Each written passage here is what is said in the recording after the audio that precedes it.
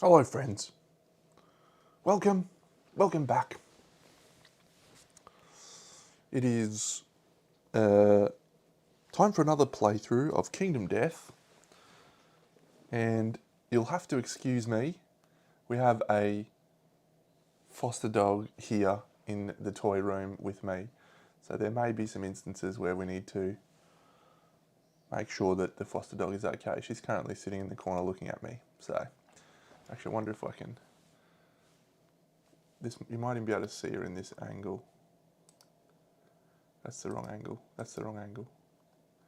You can just see her foot there up at the very top of that camera angle.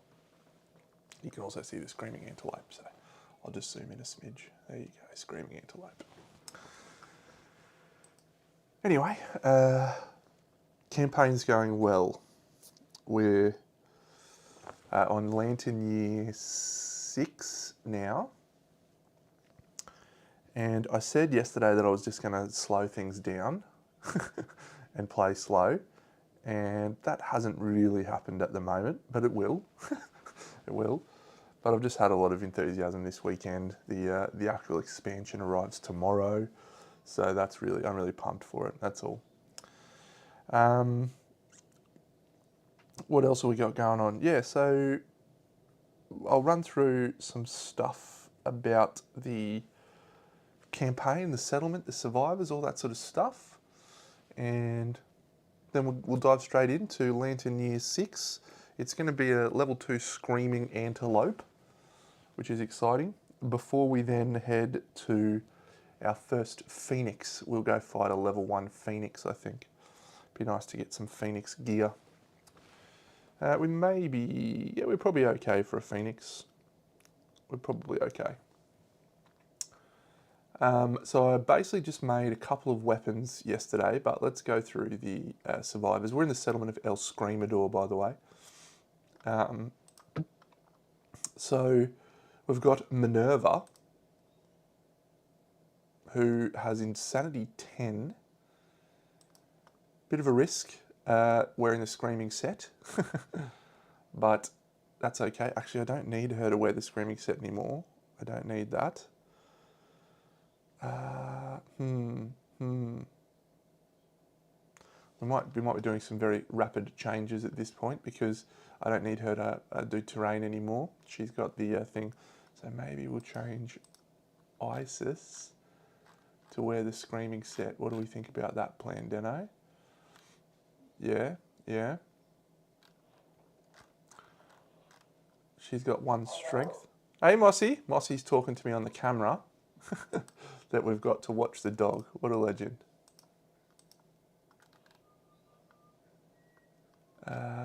Lucy has to wear Monster Grease. Yeah, okay. Anyway, we've made our decisions. We will do a switch there. I could, oh, this is a tough call. Maybe I will put Lucy in the Screaming set. What has she got? She's got Tenacity, she got Desperate Strike. Yeah, that's probably okay. She got 3 speed for the Bone Club. All right, I'm making this switch. We're doing this switch. So Lucy's going to rock that. Always good to make these decisions at the very last second. And Minerva is going to rock the Rawhide set. The reason I'm doing that, sorry, I should explain. The Screaming set gives you 3 Insanity, so she'll be at 13. That just feels like a risk to get close to 20 when you're fighting an antelope. Okay. Anyway, next survivor is Persephone. She is a Shatterstar chick, and that is not great. All we've got is a bone blade and bone earrings, but we shall see. It worked fine last time. She's got 2 base strength. She's got 2 accuracy. Yeah, it's quite interesting. Everyone's going to be insane when they depart, which means we will have quixotic benefits too, which is very useful.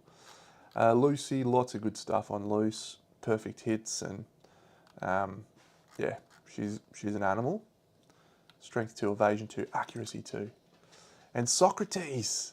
Socrates has been quite good, actually. Socrates is now a survivalist, which is probably the most accurate thing that's happened in this campaign, because all of our other scouts have been terribly unlucky, and Socrates is pushing along. Now, Socrates is going to rock the dagger. Lucy is going to rock the club. Isis is rocking the whip. Persephone is rocking the sword. And Minerva is rocking the Qatar. She's got a beast knuckle. Perfect. All right, let's depart. We are plenty of...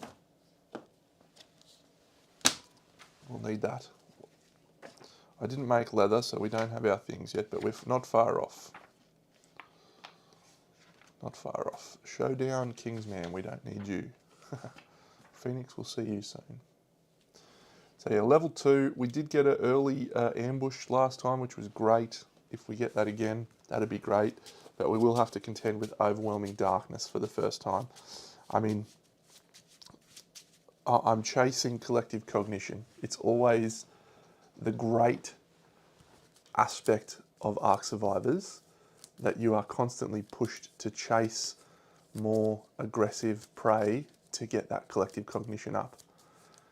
It really works for me. I dig it. Okay, so let's depart, and then I'll just make sure everyone's got all of their things.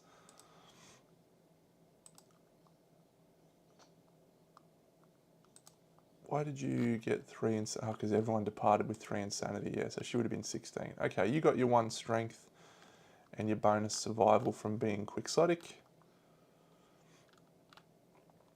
That's perfect. You got your 3 insanity, you got your 1 strength. Whoa, she's 5 strength. That's so good.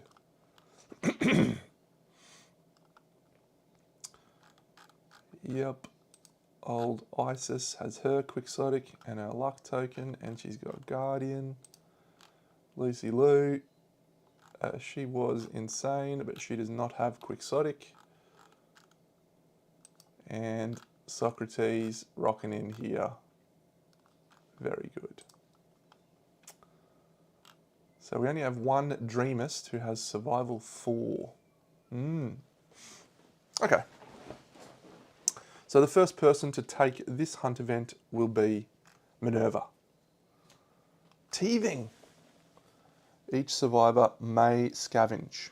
We'll definitely scavenge. We'll all scavenge. That's fine. Minerva, she rolls an 8. Oh, nothing. You need a 9 or a 10 for the next one. Persephone rolls a 5, nothing. Next person rolls a 5, nothing.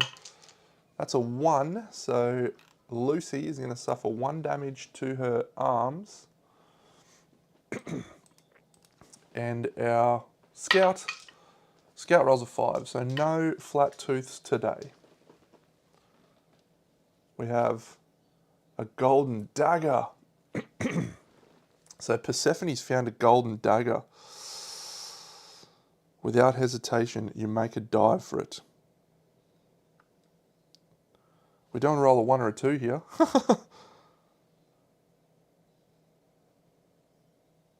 It's a 6+.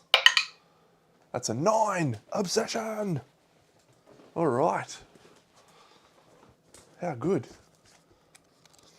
Before anyone else notices, you snatch up the dagger, gain the secretive disorder and the obsession rare gear. Persephone, I'm not sure if obsession is bone. We might have just damaged ourselves. But obsession's good. It's a good dagger.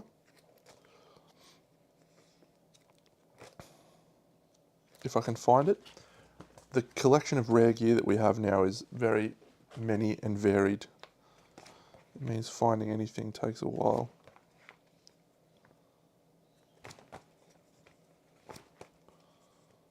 Staff of Nascent Hope, that's cool. Ornate Bone Blade. Newborn Death Crown, no. Bone Charm. Chaos Elf Hat, no. Yeah, it's Wild Steel Shield, Regal Grease, Sword of Silence, no. No, none of those. Sharpened heel, none of those. Where is it? This must be at this section here. There it is, Obsession, Golden Dagger. Yeah, it's not got metal. It's not got bone. Damn. So she's gained the Secretive Disorder and Obsession. That's a real shame for us. When you have... Yep.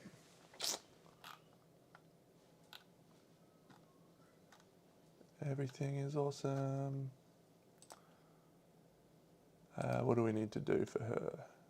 Yeah, we need to ditch this, 1, 2. And we need to ditch this, 1, 2. We need to give her Secretive.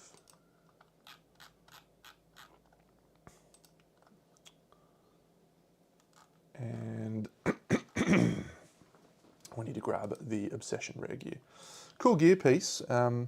When you have 8 or more pieces in your gear grid that share the same keyword, this gains Deadly 3. We've just got to find a way to make that happen. Okay, Golden Dagger. So I'm going to ditch that out of this collection. Yeah, Secretive's fine. And replace that with just a random event. Next one we have is Migration. Alright, so this guy's all the way back here. Let me get a Omen token. Put that there. Oh yes, here, so he goes 1, 2, 3. Done. That's not that one, it's just a normal one. Pretend that one doesn't happen. Random event. We get 76, very close to a old Prospector, which is 79. We would like a Prospector.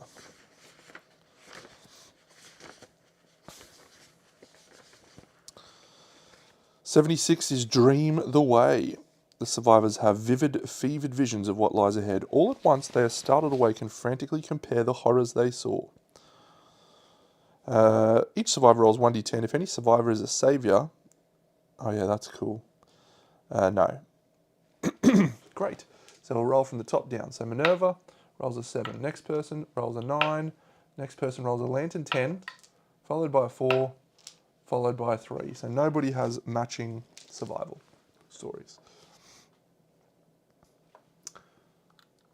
No doubles. We miss out. So that was Isis.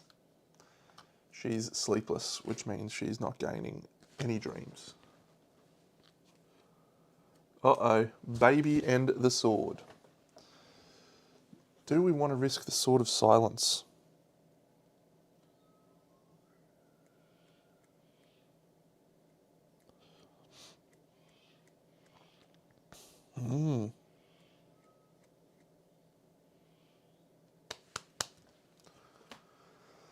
The Sword of Silence means you can't trigger White Secret. It's actually not that bad when Pariah's in the campaign.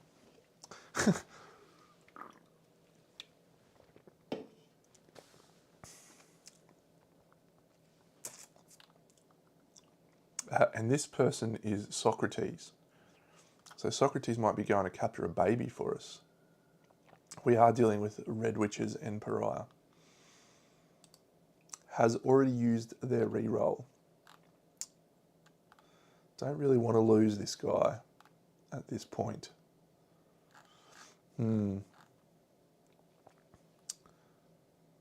It's an interesting choice because the Sword of Silence is a very good sword that would help us with a number of things. All right, we're going to go for it. We're going to risk it. We're going to risk it for the biscuit. So we ideally want a... Yeah, we just don't want the... Okay, we roll 6. So that means we have the choice.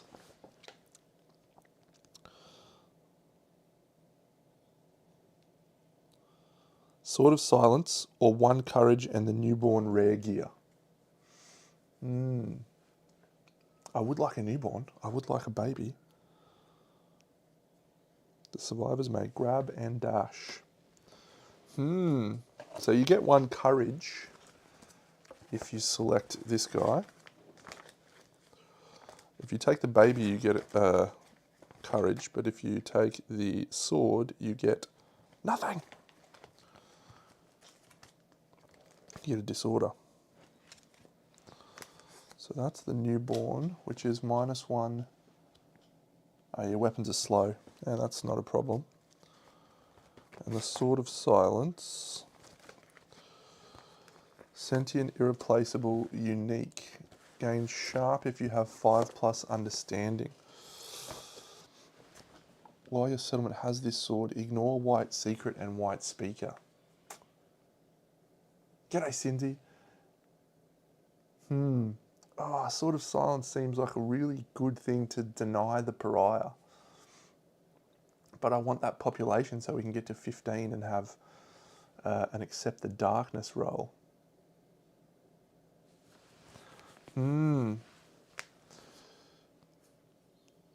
All right.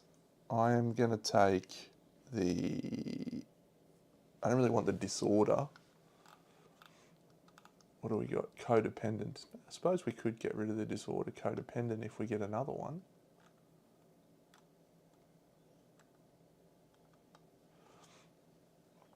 I feel like the correct choice is the Sword of Silence, even though I want the baby. So, all right, Sword of Silence. That hurts. That stays in the deck. We can get multiple Swords of Silence. No, we won't. We'll get the baby. Thanks, Fade.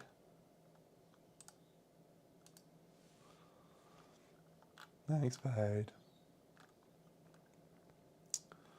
And that one was on Socrates.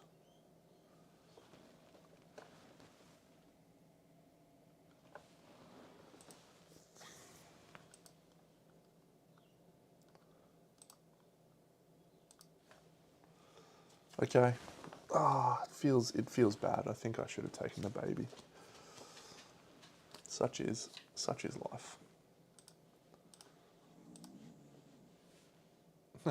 Funny dog. And you've got obsession. Okay, good so far. Yeah, I think that's a better call long term. We move into Overwhelming Darkness. We have not had Overwhelming Darkness in this campaign yet. This is our first rolls on Overwhelming Darkness. So, wish us luck. LMNOP.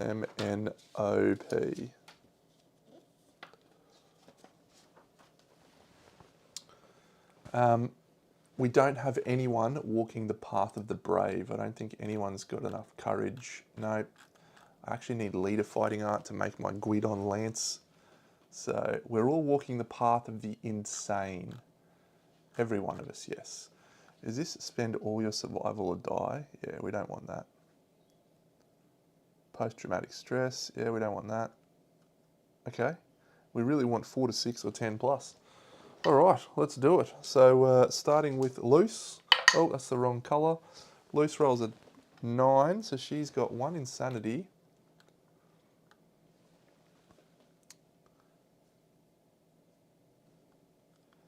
And post-traumatic stress.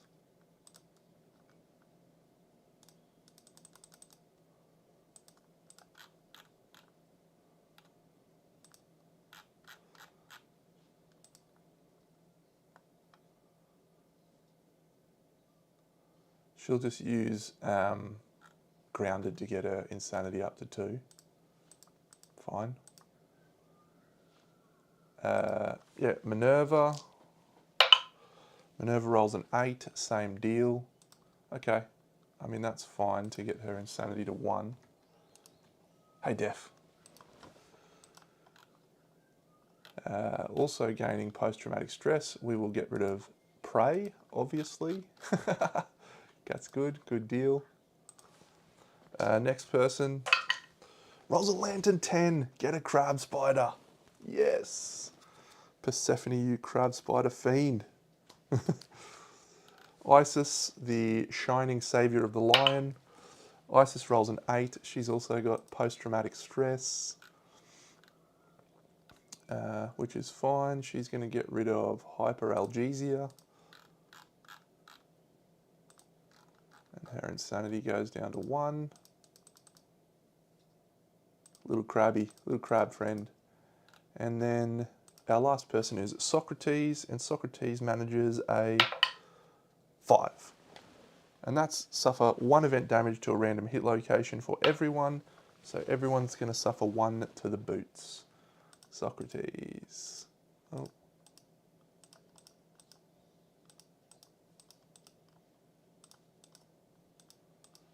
Okay, that was better than I thought it would be. I mean, we've got less endeavours, but yeah, we'll be okay with that.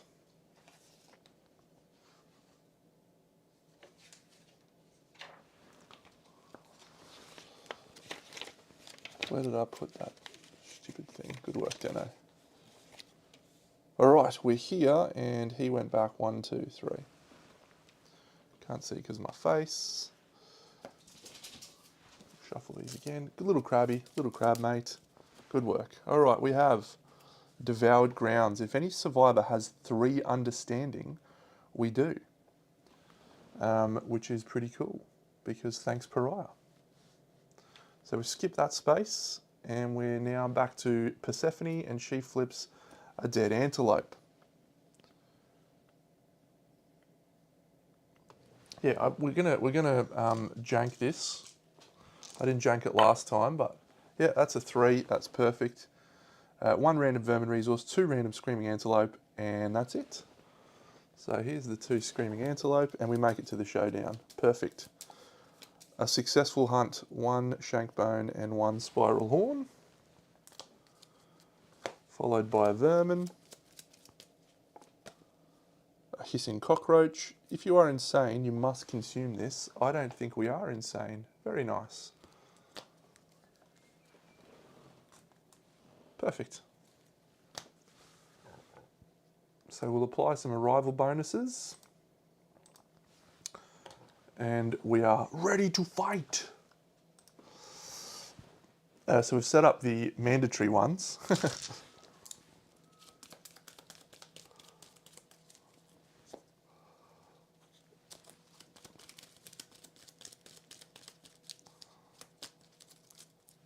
Hey, you good? And all right, terrain. Come on, God Metal loads. Let's add some punch to this showdown. All right, we have. So we got 2 randoms, and then we've got 1 physiognomist that isn't leveled up, and then we've got 1 leveled up physiognomist. So the first one is an ore vein. We're following that up with a glowing waypoint. Ooh, we can actually get the lantern halberd, so we'll try for that. We'll follow that up with a perfect lantern, and then this one we draw 2 and choose. So we draw 2 tall grass or, ooh, ooh, ooh. So we're gonna have 3 ore veins on the showdown board, and we're gonna add the Forge Priest. If we want. Let me understand this. I think I've got him here. Forge Priest. Okay, so he's got 6 life. His movement 5. His toughness 16. What the fuck? Can I even wound that? I mean, I've got the Bone Club leaping. What? Reward, gain 3 survival and the Forge Priest hammer rare gear. I mean, can anyone even take that? I suppose we've actually got the Sword of Silence now.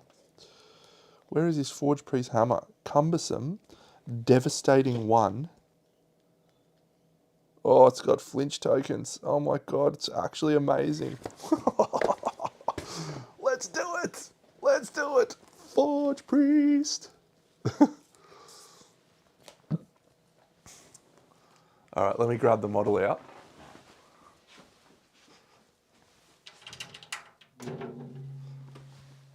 What do you think, Cindy? We're going to fight this guy. What do you think?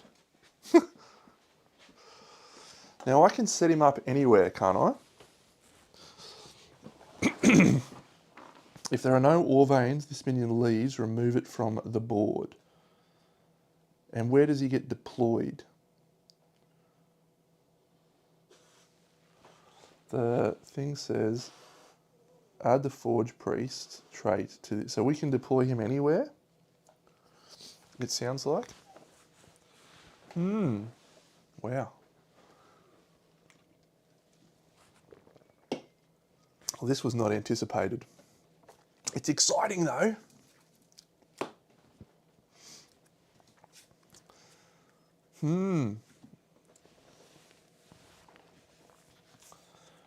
Life 6. Speed 4, 2 plus, 5 damage. 5 damage.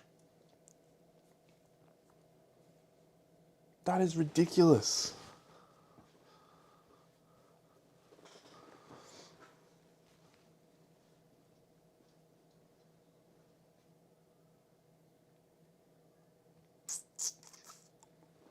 That is ridiculous. Lucy's actually supposed to have this. Yeah, he is very dangerous now.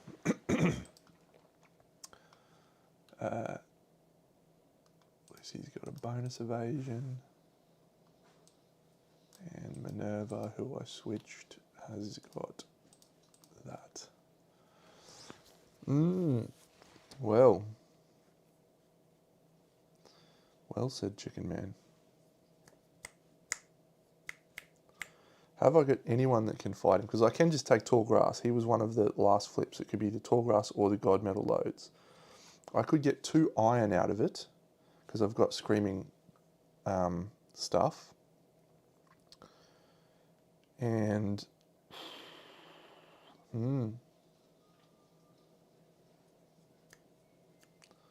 so Obsession's not going to help us. That's only going to be...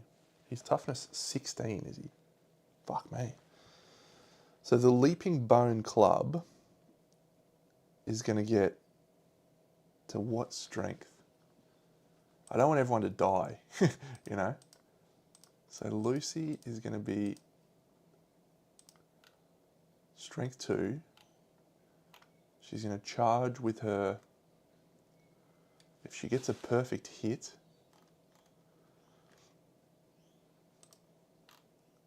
after you slam, so she's going to get +2 strength. So that's going to go to strength 9. And the guy's going to be -1 toughness, so 15. So we'll be wounding on 6s if we pounce. And if we get a desperate strike, we'll be wounding on 4s. And the key part about that is that there's no reactions, right? There's no reactions.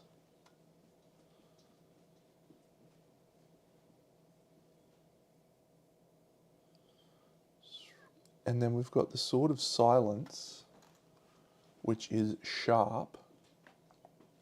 Hey, what are you doing? Do you want to come up? Yeah, good girl. The Sword of Silence, which is sharp and strength 6. If you have 5 understanding while your settlement has this sword, yeah.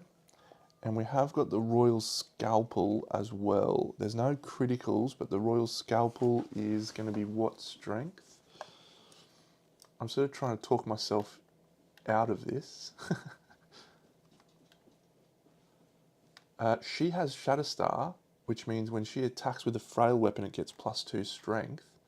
And she's 3 strength, so she's going to be strength 5 with the Royal Scalpel, plus sharp. What does the Monster Grease help us with that? How does the Monster Grease help?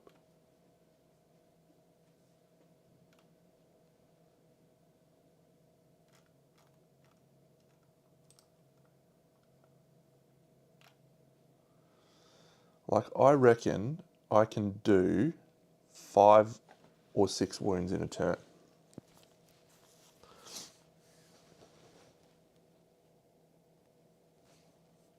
but I'm pouring everything. Oh yeah, I didn't move it inscribed. Good call. I reckon I'm going to do this.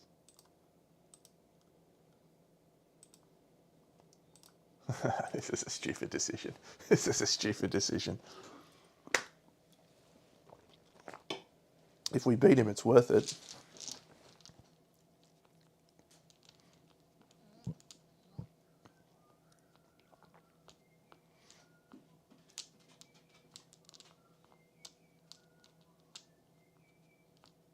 He's only movement 5. Let's do it.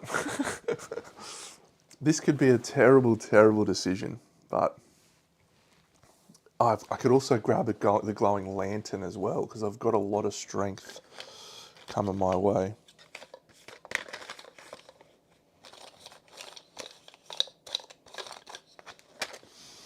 This is a risk, Deno. What are you doing?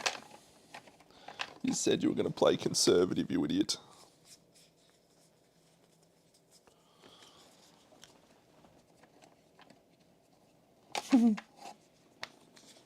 All right.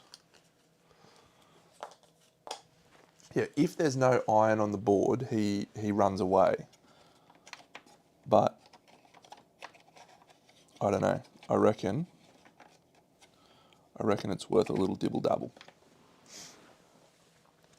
So let me see if I can figure this out. Okay, so the perfect, and I've got 3 ore veins. Oh my god. I don't even know if I've got that many ore veins. I think you only get 2 in the box.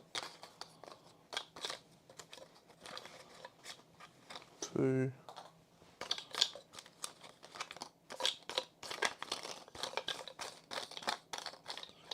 Yeah, all right. I'm going to set this up as an ore vein, and I'm just going to harvest that in the first turn. What an idiot, Deno. All right, so set up the Forge Priest minion at least 5 spaces away from all board edges. The ore vein is set up at least 6 spaces from all other terrain. So let's put the ore vein here, and then another ore vein here. The glowing waypoint says set up at least 5 spaces away from all other terrain. So I reckon we want to put that here-ish. Then the perfect lantern, we do already have one of these pyrolytic lights, but at this point this becomes an iron, so worthwhile there. 1, 2, 3, 4, 5. 1, 2, 3, 4, 5. So that needs to be 1 further away. 4 and 4. And then the perfect lantern.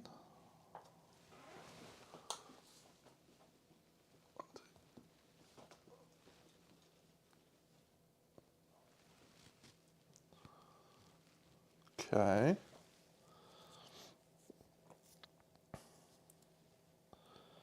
Canthus plants, bug patch. Yeah, he says to add 2, but we also drew an ore vein. So that's 3. Okay, this is going to be such a wild fight.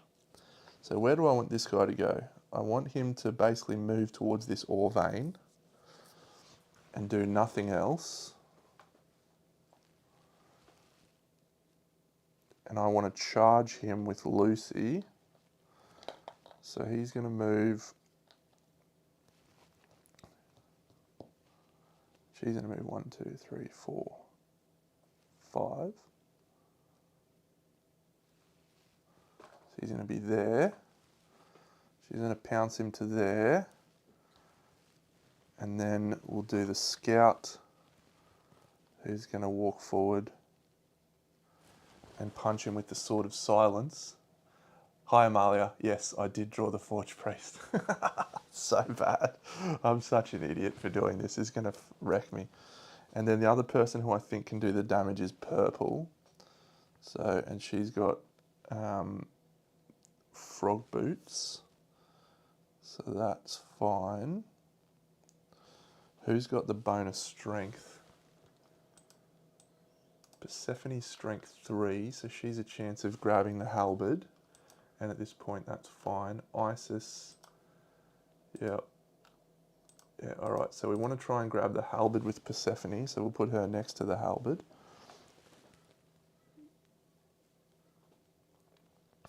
Leaving our rawhide survivor to bear the brunt of the screaming antelope. Okay, I think I'm going to kill the Forge Priest in the first turn. Maybe. Wish us luck. We need to roll average-ish. Slightly above average, maybe. Now, if I go for this glowing waypoint, add your strength, I would need a 9+ to grab the lantern halberd, and that would be great if I did that. A 9+. Yeah, and then the worst thing that happens is there's no there's no more ore on the board. We just run away from him and then he goes and chases the ore. Very good, very good. All right, Screaming Antelope, do something that's not going to fuck me up. Bolt. There's no target. Oh, that's perfect. That is perfect. Okay, so he just goes and grazes on some stuff. Nom, nom, nom, nom, nom. And then he runs away. 1, 2, 3, 4, 5, 6, 7, 8. Actually, yeah, no, that's fine. And then he goes in a straight line up to the end of the board using that thing. What a perfect start. Well done, little friend. And now the Forge Priest moves directly towards the closest ore vein, which is this one. He goes 1, 2, 3, 4, 5. So let's get ready to rumble, hey? Such an idiot. All right, Lucy is gonna charge using the screaming set. So she's gonna slam. She full moves forward in a straight line, 5 spaces. She is adjacent to a monster. She slams him. She moves 1 space and she can attack with a weapon. Very good. So she is 1, 2, 3 speed because of her +1 speed. This way.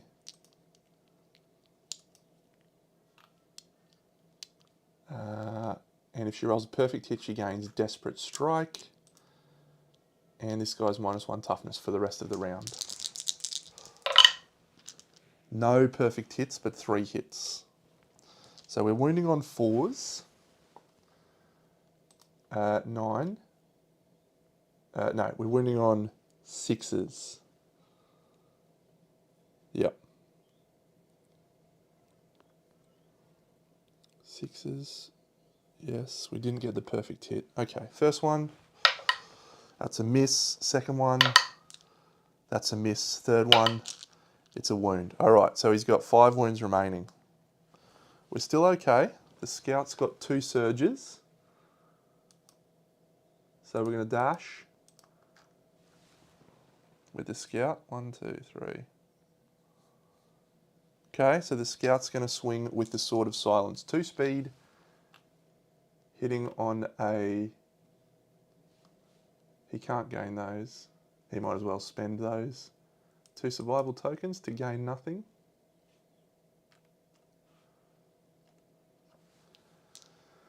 Yeah, Sword of Silence, 2 speed, hitting on whatever it is. That's 2 hits.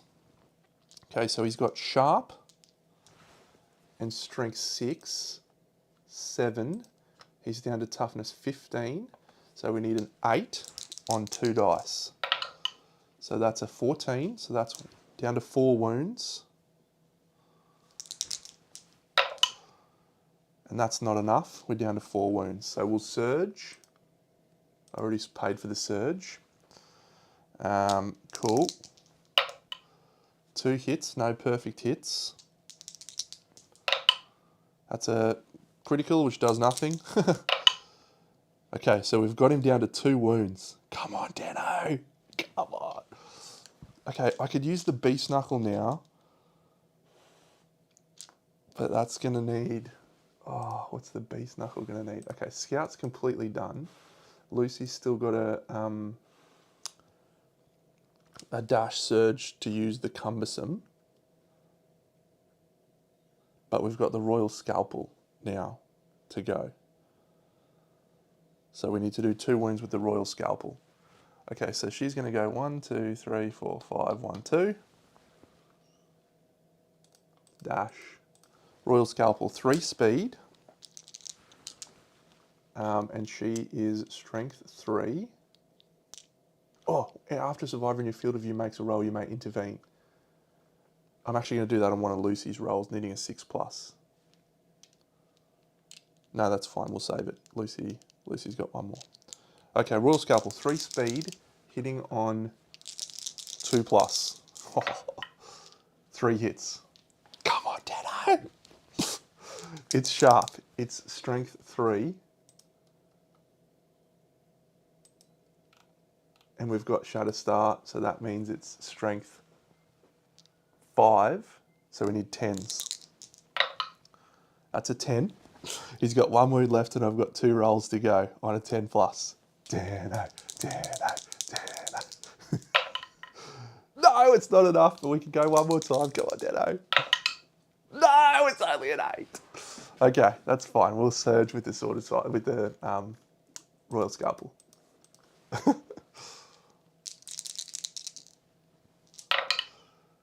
3 hits including a perfect, sorry, 2 hits including a perfect hit. The perfect hit doesn't help us. That's a 7. Uh-oh. It's a 10! The Forge Priest is killed! Get out of here, dickhead. Okay, so I gained 3 survival and the Forge Priest Hammer rare gear. She can't gain survival because she is a idiot. But we just gained the Forge Priest rare gear. What a legend! That -1 toughness was clutch. The slam was clutch. The setup was clutch. Get a Forge Priest Hammer up, yeah. All right, I'm going to archive my stone noses to allow that to happen.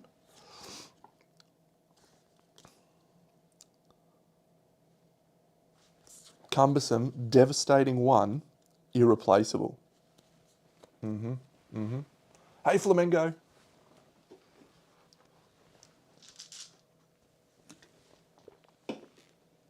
All right, stop. Is he gone forever? You idiot, Forge Priest. All right, now we harvest everything. All right, now to really level up my magnificent performance so far, let's let this chick grab a Lantern Halberd, shall we? So she's going to roll a 9+ and just pick ourselves up a Lantern Halberd. Because why not? On a 9. Cheers.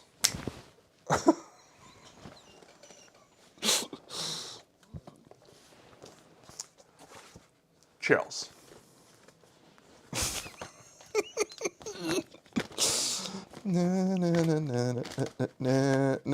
All right, stop. Hammer time.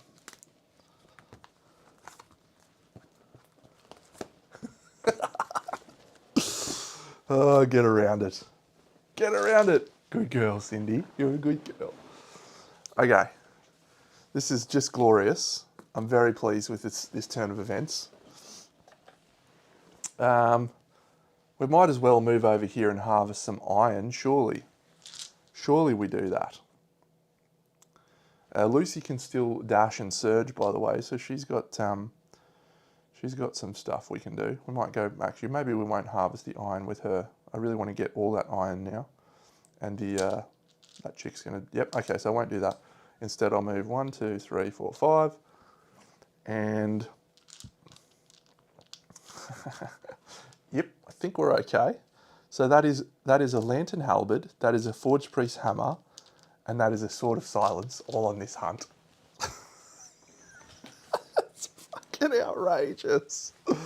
What has this dickhead got? Beast Knuckle. All right, go and get some acanthus. 1, 2, 3, 4, 5. Actually, we'll go here and try and get a pyrolytic light. She rolls a 8+. That's a 7. We don't have Hoarder. So she gains 2 survival. Oh, that's nice. Comforting light. She's at max. Okay. I am absolutely buzzing about that. Let's let the Screaming Antelope have a turn. Okay, now we've got to get focused here. We've got to kill the Screaming Antelope. Okay, so he's got Infested. Oh no, he's got +1 toughness. If only I had strong enough weapons to take care of that. We've got Obsession as well. We've got so many weapons this hunt. That's crazy. All right, on a roll of 6+, we suffer 1 brain damage per monster level. So Minerva. No. Persephone? No. Isis? No. Lucy? Yes. And Scout? Yes. So Lucy suffers 2 brain damage, and the Scout suffers 2 brain damage. Perfect. So that is the Infested done. When we end our act adjacent to the monster, we suffer a -1 strength token. We draw an AI. That's 1 less wound we have to do, which is great. Back kick. There's nobody in range, so he's going to graze. So he's going to go 1, 2, 3, 4, 5, 6, 7, 8. And then he's going to move 1, 2, 3, 4, 5, 6, 7, 8.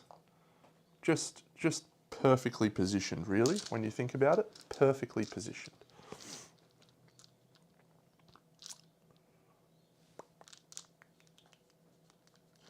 Pyrolytic Light gives us an improvement on perfect hits. Yeah, we don't need perfect hits. The earrings were actually already deactivated from Obsession, which I picked up on the hunt, which is ridiculous.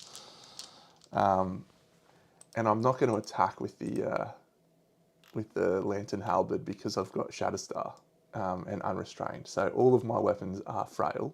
It's just not worth doing until I know that the giant teeth are out of action. So yeah.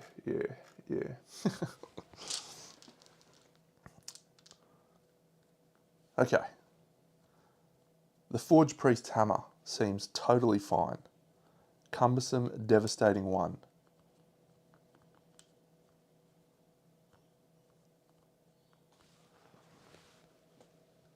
And Obsession as well. Yep. Okay, Isis has got 2 leg armor points, so I could use the frog boots to get into position here. And then swing with the hammer.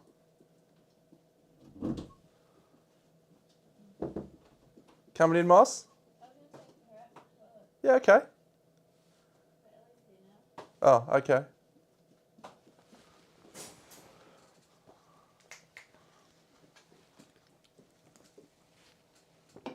All right, I don't really know what to do here. I just want to win this fight and get home without any losses now. So I think we want to use the Lucy.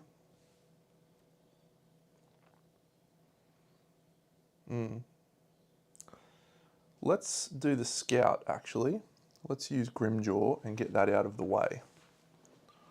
1, 2.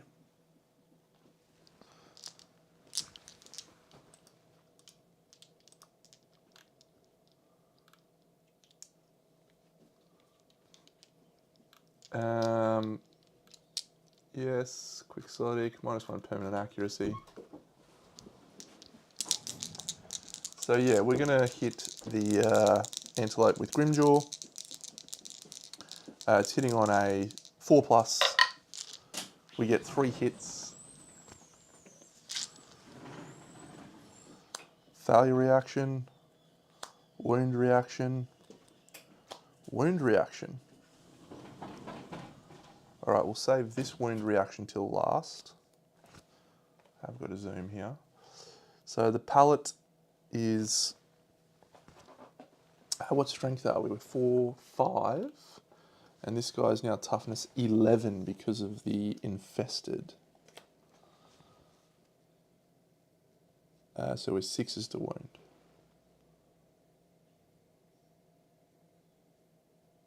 So yeah, I'm going to do the Restless Shank first.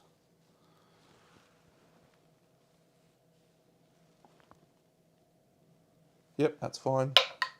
So that one fails, so we don't have that penalty. That one wounds, and that one fails. So we get the one wound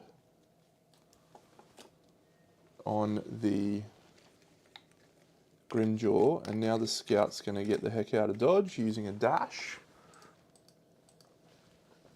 I'll just mark that here.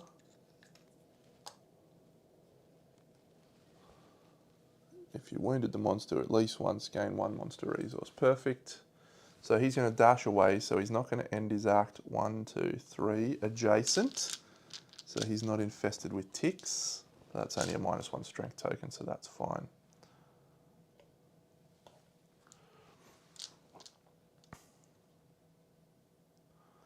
So I think I'm actually going to use this Forge Priest's hammer now.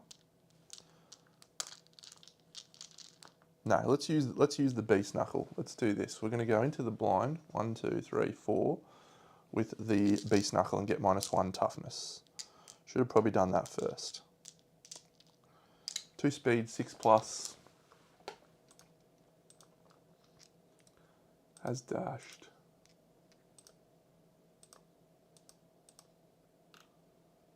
Yeah, so she's 2 strength. She can only attack it from the front, so we'll go to the front, I suppose, because of stupid physiognomy. And yeah. So she's hitting on a 5+. That's 1 hit. The Restless Tiny Hands.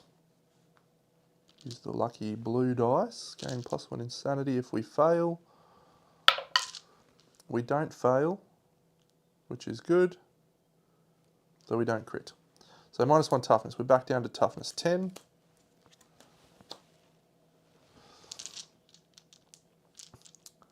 She'll surge. And does she gain her survival back? She doesn't. She'll swing with the Beast Knuckle. 2 hits. -2 toughness to wound this location. Very good, very good. So the first one, that's a wound. The second one, that's a wound, but no criticals. 1, 2. Okay, just need to mark off this. So she's gained her Qatar proficiency point. Persephone is just going to attack with the Bone Blade. Yep. Minerva's going to dash to get out of the way. Does she gain her survival back? She does. And she's going to move 1, 2, 3, 4, 5. And now I think we want to use this Forge Priest's hammer, do we? It gives you knockback 3, which is quite interesting. But this is destructible. So I don't want to knock back into that and risk the possibility of not getting it.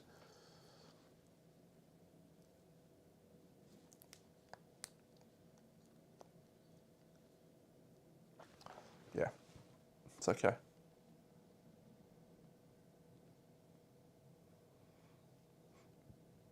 All right, I'm going to do Lucy. She's going to dash, charge, punch this guy to here. So she spends a survival, but she's then going to use her survival that she had, survival token, to go back up to max. So she is leveled up to tenacity 2, which is nice. And she's going to swing with the club. So she's winning on a 2+, and she's hitting on a, I don't know, something good. 4s is hits all round. She's accuracy 2. What an absolute animal she's turning out to be. Hitting with a club now. So maybe we'll see some of those club locations. Yes, +2 luck. Nice. Gnarled horns. If you hit with a club or shield, gain 2 luck. All right. So Lucy is critting on... She doesn't have a luck token. I should get her a luck token, actually. She's going to be worthwhile there. So she just needs a 2+ to gain this club proficiency point, but she can crit on 8s with the club location. So that's a 6, it's a wound, but it's not a crit. This one, that's a 3, it's a wound, but not a crit. And this one, it's a critical. Gain 1 Screaming Antelope resource, and he's got Ruined Horns. She's going to gain a -1 strength token, but that's okay. She's like wounding on a 2+ anyway. Beefsteak.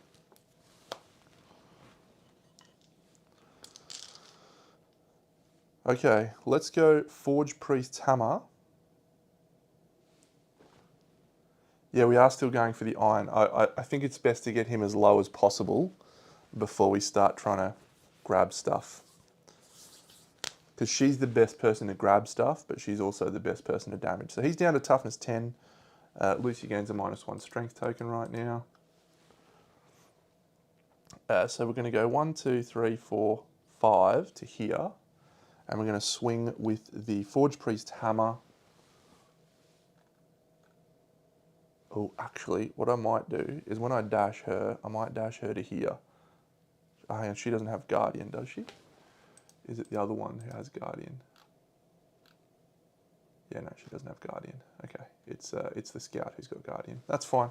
So we'll swing with the hammer. I don't know what she hits on, but a 3's probably not enough. Oh, it's cumbersome. Okay, so we needed to dash to do that. That's a shame. Okay, maybe I'll rejig my plan there. What have I given her? Yeah, I'm going to use Grapple Claw there. Hey! So Grapple Claw's hitting on a 7. Okay, so that's 2 misses, and then I'll Surge and hit once.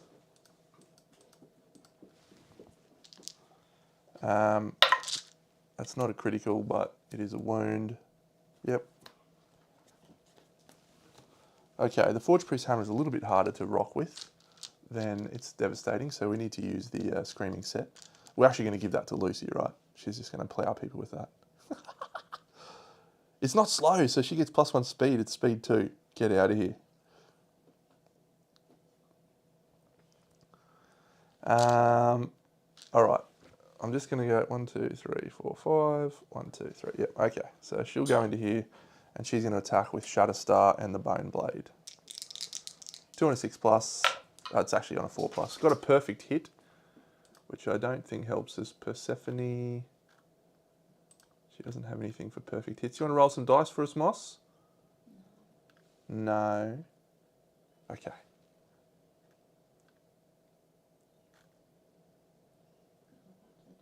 Got to look after the dog. You got it. Are you accuracy 2? You are. Okay, so that's 2 hits. The reflex and the reflex. Cancel all hits now out of range. All right, we're going to do that in that order. So we're back down to toughness 10. And the Bone Blade is strength 5. Plus we gain +1 progress from that. So strength 6, yeah. So we're wounding on 4s. So that's a wound, and that's a fail. And he's going to run away from us, which is very nice of him. Thanks, buddy. Turns away. So he goes 1, 2, 3, 4, 5, 6, 7, 8. I've gone 1 too far.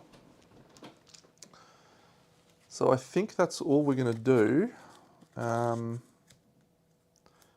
Yeah, he's only got 6 wounds remaining. And the 2 cards that he's got, Bolt and Back Kick, seem fine. So yeah, let's see what he gets. He gets Stomp and Snort, a random survivor in range. Turn to face the target. So we've got 1, 2, 3, 4, 5, 6, 7, 8. So 1, 2, 3, 4, 5, 6. So it is Persephone. And on a 4+, she's going to suffer 1 brain damage per monster level. She is going to suffer 1 brain damage per monster level, so she's going to suffer 2 brain damage. She is not insane, but she is now knocked down. Now he turned to face us, and then he's going to move forward and end his turn right back there. Good work, champion.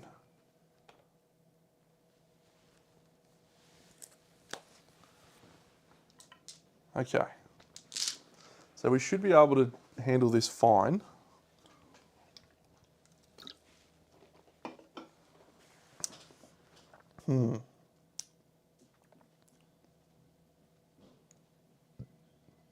Okay, yeah, it's Operation Harvest stuff. It's Operation Get Rid of All the Terrain. So Lucy moves 1, 2, 3, 4, 5. She's going to try and grab the Pyrolytic Light. She needs a 6+.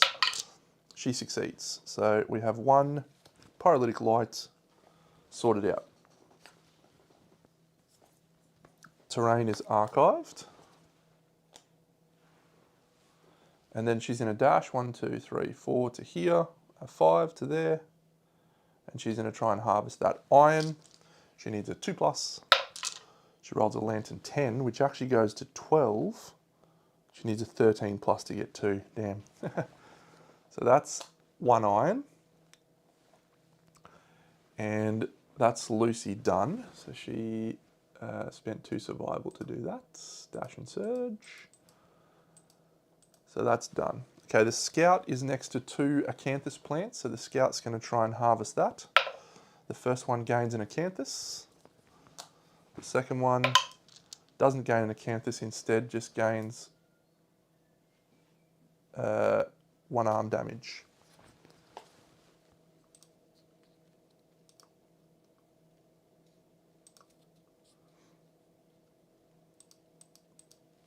And then the scout's going to move towards the bug patch. 1, 2, 3.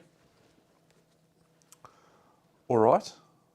So the next person to go is going to be the chick with the Forge Priest's hammer, Isis.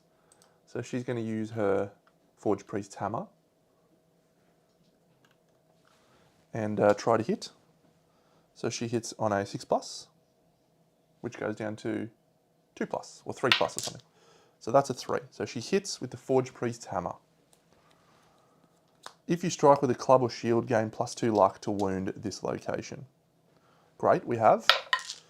So we have actually criticaled this location, which means we gain a Screaming Antelope resource, a pelt. And now, there is a chance that this blow snaps the Screaming Antelope's neck, killing it. On a result of a 10, and that's 2 wounds as well for that one because it's devastating, the Screaming Antelope dies instantly. It's a 9. Oh. Okay, but he also suffers knockback, 3, and a flinch token. 1, 2, 3. So she doesn't end her act, so she doesn't gain a -1 strength token. Hey, you're a sweetie. So good, good, good. The Facist with the Beast Knuckle, do we go with you? Let me just make sure. So everyone's got a critical. Yeah, so you've got your whip. You've got your club. You've got your dagger. Persephone, you've got your sword. Minerva, you've got your guitar. So everyone's got weapon proficiencies. We've got 4 wounds remaining. We'll probably use the bone blade. Hey. I definitely want to get the iron before this turn, before this round. Next round I want to get the iron. So I'm actually going to use this chick with teal, the Beast Knuckle. She's going to go 1, 2, 3, 4, 5. 1, 2, 3, 4. She's going to try and harvest it. Roll yourself a 4+ Deno. Come on, mate. You deserve it. Yes. 2 iron. 3 iron, technically, because we got the Pyrolytic Light as well. And she spent a survival to dash. Fuck me, this has been an awesome hunt. Awesome. Okay, so we've got this chick, and she doesn't have enough to do a surge, so she's not going to do anything. We'll go 1, 2, 3 to here, and she'll swing with the bone blade. It's 2 speed, hitting on a 4+ or something. That's an 8 and a 4. Trap City, bitch. Trap City, bitch. 10, 10, 10, 20s on them titties, bitch. Okay, Wailing Slide. The attacker is doomed. All survivors adjacent to the monster suffer 2 brain damage per monster level, knocked back 5, and are knocked down. 1, 2, 3, 4, 5. So she's having a brain trauma, which seems fine.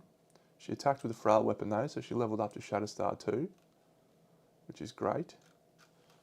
And she is rolling a brain trauma. She rolls a 9. That's good, I think. That's just, that's Frenzy. Is that right?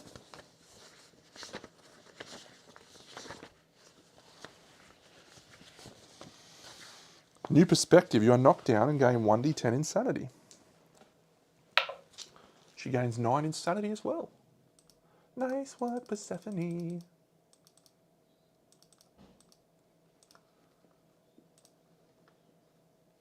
And Buffhead runs away in a straight line. Well, whoops, well done, Buffhead.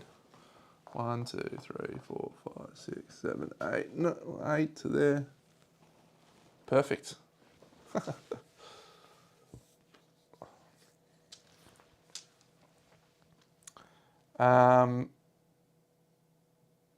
Yeah. I think that's it. I think we'll leave that. So as far as things go, you could not have asked for a better AI card than Bolt. You just could not have asked for that. And I shuffled that. There is just, because first of all, I had no idea the Forge Priest was going to turn up. Second of all, it was a risk for me to include him. You just had no clue that was going to be the card that came out. Seriously, that's crazy. All right, we get Bolt, the closest knockdown survivor. There is not one. The furthest threat in range, there is not one. So he's going to graze. He's going to move over here. 1, 2, 3, 4, 5, 6, 7, 8. He's going to harvest that Acanthus. Then he's going to run away in a straight line, away from all survivors. And then he's going to move all the way up there. So thank you for letting us harvest all of these resources, you wonderful man. You wonderful antelope friend. So, oh, wrong button again. Okay, so we'll go here and we'll grab a bug. And we're going to grab a 3, which I think is actually a resource. Yep, random basic resource. Totally cool. Totally cool with me. We get a monster bone. Bug patch gone. Lucy's going to surge and grab the iron. She needs anything but a 1. She grabs a 7. So we have picked up 3 iron and a pyrolytic light. Lucy spend a survival. What an outrageous turn of events. I just desperately need a broken lantern now. And then we will move her to here and she'll, actually we won't use her. We'll use her to harvest 1. That's gain a survival, and then harvest the next one. That's gain a survival. So she nets out there, but there's no more grazers on the board, which is fine. We've absolutely tapped the entire showdown board. So good. Okay, 3 wounds to go. So the AI card is back kick. There's nobody in range. It's going to graze, so it's going to move forward in a straight line. This is impossible to do. So it's going to go along the wall, and then it's going to run down here towards Lucy. 1, 2, 3, 4, 5, 6, 7, 8. And that's it. It runs all the way up there. So Loosh will just walk back and then leap. We'll do the pounce thing. 3 speed, hitting on a 2+ or something like that. That's 3 hits. Failure reaction, reflex. If hitting with a club or shield, we'll take that one first. So we're 2 pluses to wound. That's a wound. We didn't get the luck. That's a fail. And the last one, it's a wound. So we've got 1 wound. And then the reflex says, turn the monster to face away from the attacker and full move forward in a straight line. Okay, buddy. That sounds fine. Yep, so we're just going to end our turn there.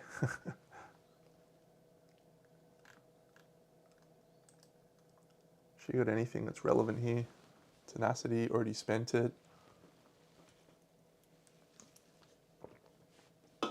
Stoneheart, whatever. Grounded, will that help her if we draw the trap? Don't need to. Shattered, yep, whatever. Okay. Well, the guy draws his last AI card and he's just going to repeat this. Yep, so it is going to, he ran away, so then he runs towards Lucy and he's going to try and hit Lucy. And then he's going to run away again. That's a fucking idiot. So he is literally going to roll 2 speed to hit Luce. She's evasion 3. He rolls a 9 and a 10, so he hits twice. These are 2 damage apiece. This is the first time I've rolled damage in this entire showdown, by the way. Boots and hands. So she's got 2 on the hands and 2 on the boots. The entire showdown. And then he runs away, and then he runs back to us. Absolute idiot. She'll fly backwards and then dash in and hit him again. So 3 speed. Hits 3 times, including a perfect hit, which means she's got Desperate Strike again. And that's great. It doesn't mean much unless we flip the trap. No, no, no. -2 toughness to wound this location. Oh, actually, I lost my weapon, so I had to spend another survival to retrieve it. So I think she's tapped on survival, but yeah, we're a 2+. That's a critical, gain a Screaming Antelope resource, pelt. And then she's a 2+. She wounds. And we kill the Screaming Antelope, and that is... Oh yeah, what's the flinch token do? I completely forget. Is it you cancel a reaction? It is you cancel a reaction, isn't it? Yeah, so I could have cancelled that reaction. Absolutely punished that guy. Absolutely punished all of them. 6 of these. What has just happened? Okay, 1, 2, 3, 4, 5, 6. Basics, we want to see love juices and we want to see love juices. Actually, we want a broken lantern as well. Just 1 broken lantern. Monster High, don't want you. Don't want you. Don't want you. Devastating. We need a broken lantern. Yeah, we've got a lot of leather, so we can make a leather set. That'll be helpful. Oh, and Grimjaw, yeah, an extra monster 1. Boop, another shank bone. Okay. So everyone got their weapon proficiency points too, which is amazing. Complete the showdown. Minerva may ponder facism. Lucy may ponder survivalism. On your loose. But we've only got 3 endeavours because of all the post-traumatic stress. Tragic. All right, so we have an Acid Storm. We're going for a Frog Dog level 2 or a Phoenix level 1 this year. I'm not sure which, but we need to get those collective cognitions. So we achieved the Pariah Cuisine. So, sorry, look, Cindy, sorry. So we have this Pariah Knowledge. Yeah, no Song of the Brave, it's bad. Was I rolling on the wrong chart, by the way? I might have rolled on the wrong chart on all of them. No, I rolled on the right chart. Path of the Insane. Thank goodness. So I was like, hang on a second, did I roll the wrong one? No, I didn't. This one's actually the one you want to roll on Path of the Dean. Anyway, forget about that.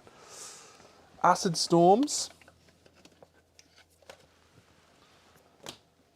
But let's do this one, and then we will do a Phoenix Feather. Come on, cannibalize. Come on, cannibalize. 1 to 5. It is this pile. Let's just roll from the top down that pile a 2. 1, 2. It is. I hate hunt reenactment. It's so dumb. All right. Nominate the group's favourite survivor to play the hunter. Nominate your least favourite survivor to pick the monster. So I think we pick a quarry, don't we?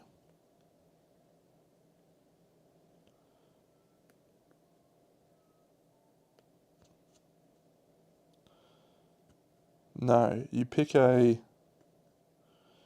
nemesis. Yep, so you pick a nemesis monster. So we'll pick the pariah, and we'll roll 2 survivors. I don't know, we'll see what we roll, doesn't matter. That's a 2. The survivor nominated to be the hunter is dead. The survivor nominated to be the monster gains the monster claw fighting art. We'll use a lantern, a lifetime re-roll on that. Because I don't really want to lose a survivor. We're very close to getting the thing. Nyx would be great. So you would basically, what's the downside? So if we rolled no, the hunter gains last man standing, and then the hunter monster claw.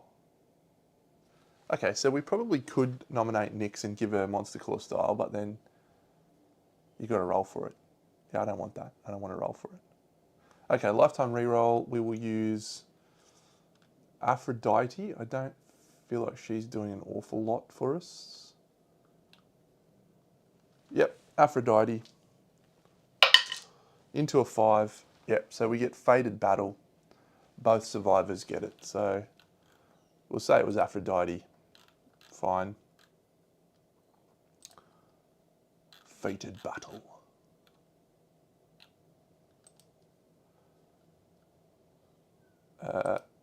Against the pariah. And Nyx Fated Battle.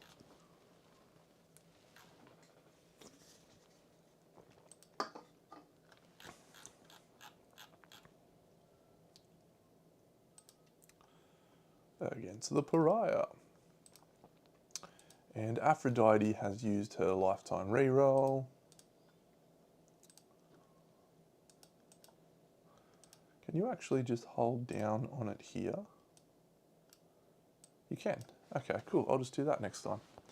Hunt reenactment gone. An acid storm. A lantern 10. Add a scrap to the settlement storage.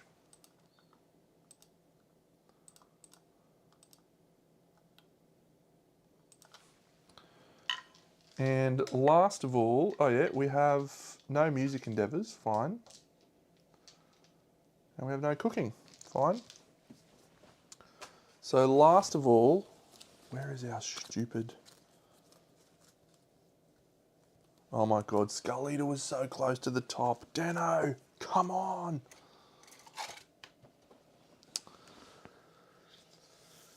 Yeah, it's not a broken lantern.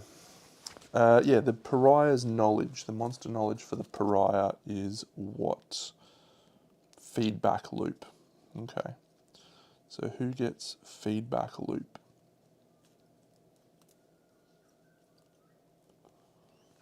First time you gain a token each lantern year, gain a copy of that token.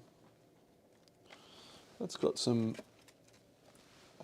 potential. Nominate a survivor to gain it. So it's really good with the fish, because you get a luck token when you depart. It's really good. So the risk of that is that happens at the start of the showdown. And if you grab a -1 strength token or something during the hunt, then you get a -1 strength token doubled, which would be really basically negating the effect of your thing. So I think it's probably safer to use it on someone like a survivalist, because then you're getting more tenacity tokens, which is more survival, which is pretty good. Pretty good. So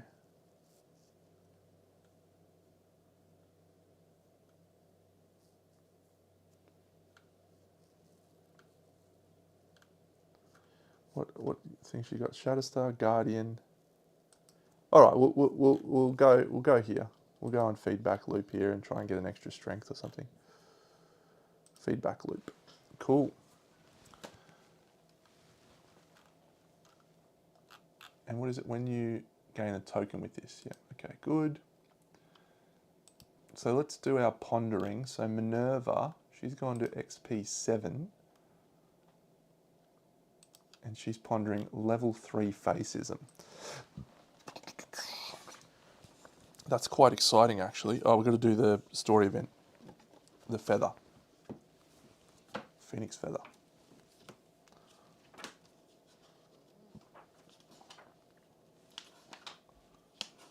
Mineral gathering.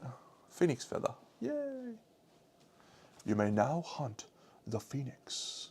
Nominated survivor to speak. They gain +1 courage. I think I've got someone at courage 2, don't I? Isis is the shining Phoenix guy. She's got matchmaker. She's got matchmaker. It's so great, so great.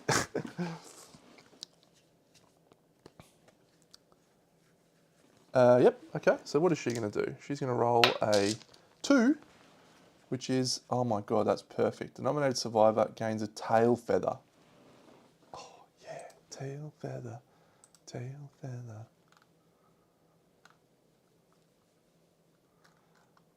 Perfect. All right, from the Phoenix, we gain a tail feather. And we don't even rip it up either. Isn't that nice? So she's got matchmaker. We'll roll on her bold roll. So for her bold roll, she rolls a 1. Is that just like get an extra thing this year? May re-roll 1 endeavour result this settlement phase. So we could go for intimacy,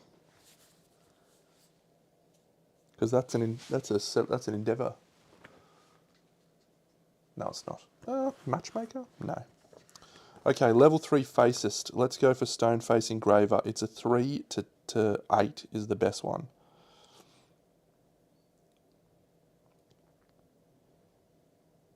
We can gain Sculpture as well.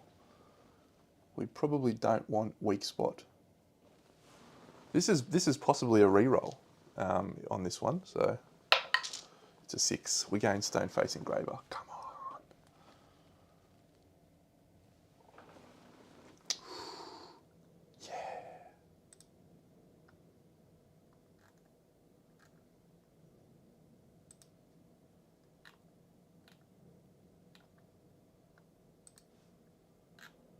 Alright, that's a really good ability. She probably now sits in our settlement and doesn't go anywhere, which is nice for us. She does have our physiognomy too, but we can possibly even put that on our sculpture.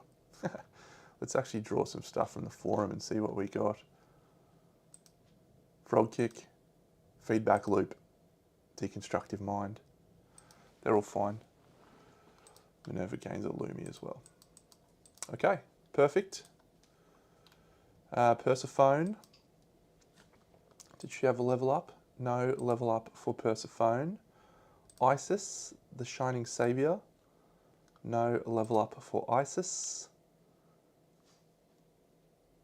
Socrates, a level up for, no, survivalism, no.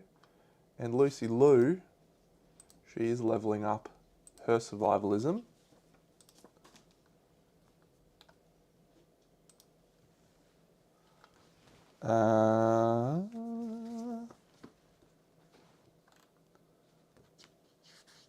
She's just going to 2, yeah, 2. No, she's going to rank 3. Yeah, no, she's rank 2. Why does it say she's going to rank 3? No, she's going to rank 2. Thank you. Augury is an endeavour. Yeah, we could potentially make 2 babies. We did get collective cognition this year, so we're +1 on the rolls. Yeah, so Lucy rolls a 6 and she gets death sense. Cool.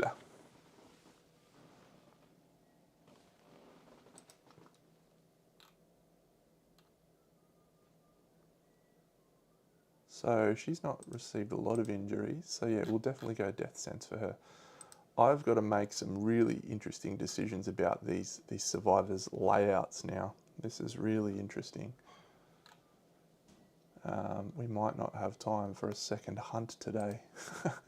That'd be okay, or this morning anyway. We'll definitely be doing 2 more tonight. But yeah, we've got to set up for the Phoenix and stuff. Okay, have I missed anything else? So we've done Acid Storm, we've done Phoenix Feather.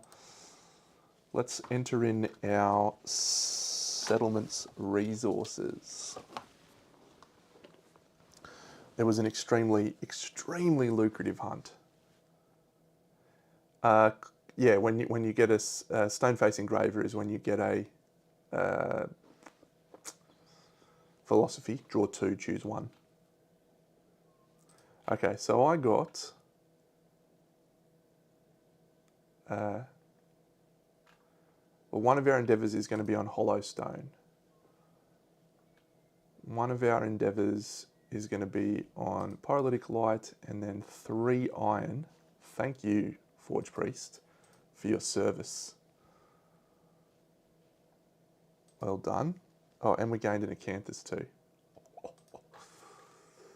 What a pisser.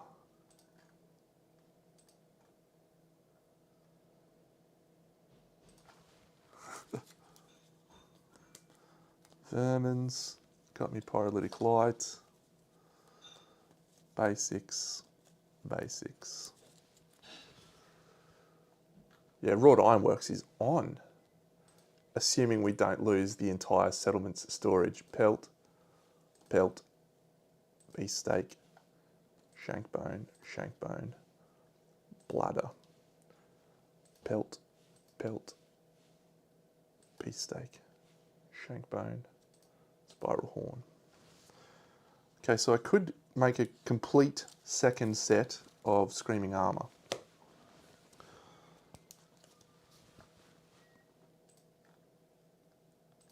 I've got to get to Lanternier 15 for the wrought ironworks. Monster bone, question mark, monster hide, monster hide. Okay, so we'll just go that, and we'll ditch, no, we'll leave the question mark actually, and we'll ditch a beast steak. I am using seed patterns, Marcus, yeah. We've got some interesting ones. I'll run through the ones we've got in a second. I don't think we've got any more drawn. So Minerva, 1, 2, 3, 4, 5, 6. Yeah, so we should have 7 seed patterns. I might be 1 short actually. And then my 2 vermin resources was a crabby and a hissing cockroach.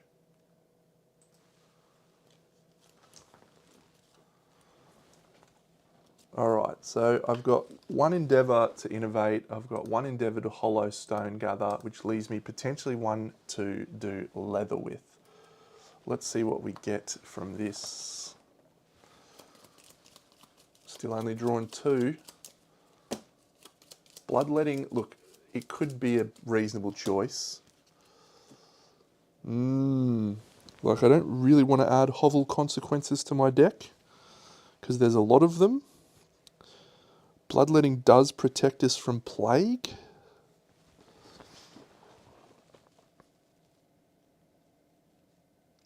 And it also gets us the potential to clear disorders on an 8+.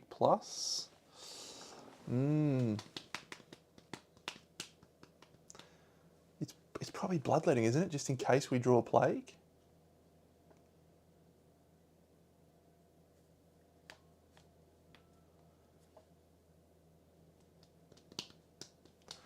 Hovel does get us family, which does eventually get us Clan of Death. I already paid for him X-Mask. I use those, rather than entering them in, I discard them when I do it. So bed, family, which then results in Clan of Death, partnership, and lucid dreams, but we can't use lucid dreams.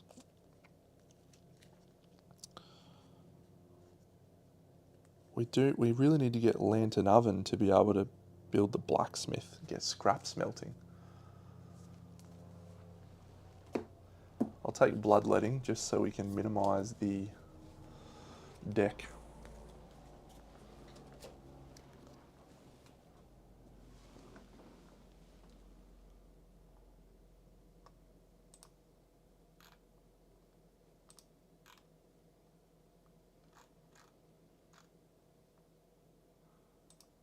Okay, so the patterns that we've got, 1, 2, 3, 4, 5, 6, yep. So we've got 7. So we've got the Backstabbing Stone, the Dextral Crab Axe, Durandal, which is amazing, by the way. I used it in my last campaign and it was absolutely glorious, but we need a saviour for that, and I don't actually have a saviour. You can get one. There's a character card that gives you saviour, but yeah, so that's going to be unlikely. The Guidon Lance of Doom is the one that I'm really keen to try and pop along with. We need Accept the Darkness, which means we need to get more people. And we need a survivor with Leader, which we can get when we get some of the Brave. And then we can make a couple of those.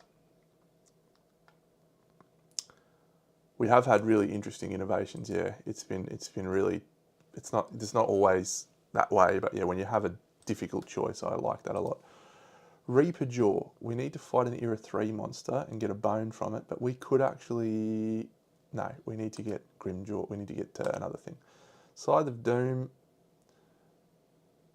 we need to get a Golden Ember, we need Possessed. Yeah, the likelihood of us making that is fuck all.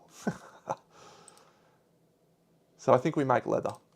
We don't use Matchmaker, we make leather. So let's look at how many leather we can make. We've got 10 leather.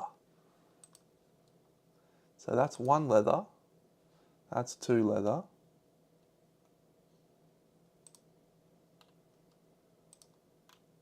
And that's 3, 4, 5, 6, 7, 8 leather. The crab spider is 9 leather. Who was the chick with the crabby, by the way? Did we take her out? Was that Aphrodite? Yeah, she didn't come out. Okay, so 9 leather. Yeah, I made it last Lantern Year, just in preparation. And it says I've got 1 more, 2, 3, 4, 5, 6, 7, 8, 9. 1 more hide, where would that be? Oh, the tail feathers. I'll come back to that. I might turn the tail feathers into a thing. Okay, so with the leather worker, yeah, made it last Lantern Year. Let's look at what we can craft. So the cuirass requires a leather and a bone, so that's 1 leather. The braces requires a leather and a hide, so that's 3 leather. The boots requires a leather and a hide, so that's 5 leather.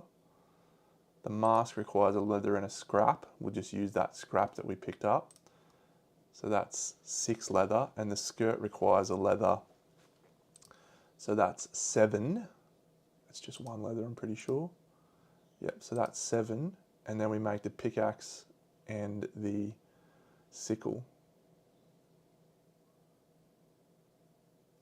Yeah, it's good. It's good that we get a chance to remove disorders if we need to. Yeah. So I think we make everything but the leather shield. And we will use the tail feathers to do that. And we get a full leather set out of that, which is glorious. And we've got heaps of weapons now. I don't think we need to worry about weapons. Okay, yep, we're going to do that. So leather skirt, craft, leather mask, change that to just be a scrap, craft, leather cuirass, craft, leather braces, craft, leather boots, craft, bonesmith is a sickle, craft, and a pickaxe, craft, and then we also have the outskirts. We can craft the very cool stone face cloak, craft, and I don't think we have anything else we need at this point. Oof, that's cool, man. So we got a pickaxe and a sickle. I could make some more dried acanthus.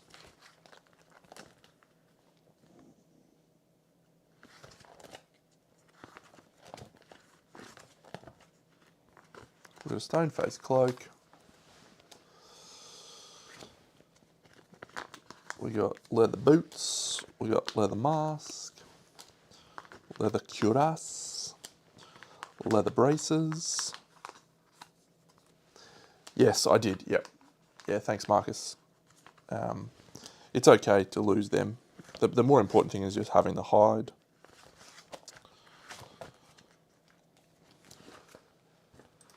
And we can now hunt the phoenix.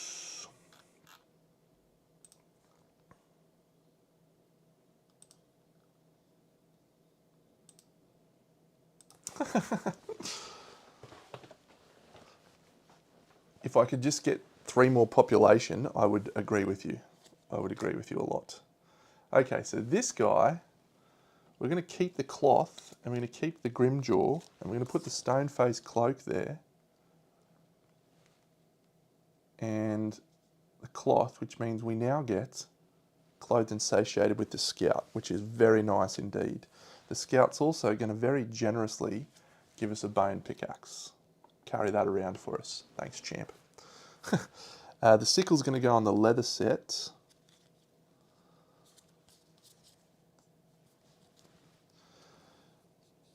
All right, yeah, so now we get into some interesting times, don't we?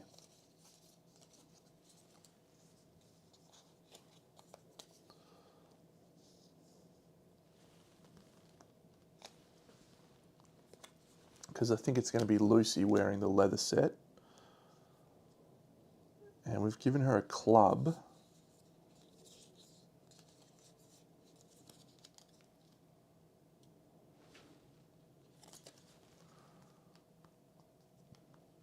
Well, I think so, because you've got armor on 3 locations.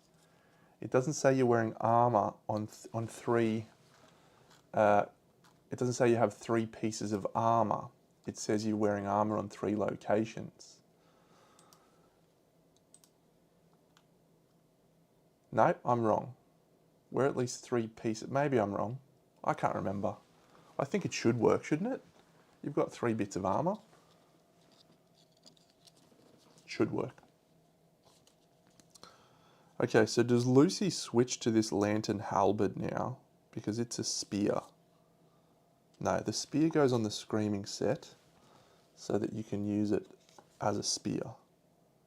Yeah, perfect. So dried acanthus, just so we can avoid the loss of that with irreplaceable.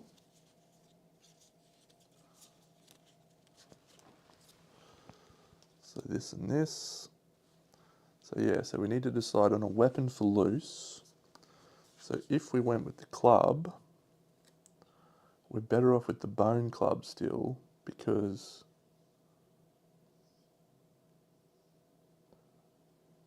it's higher strength and it allows her to use her attack.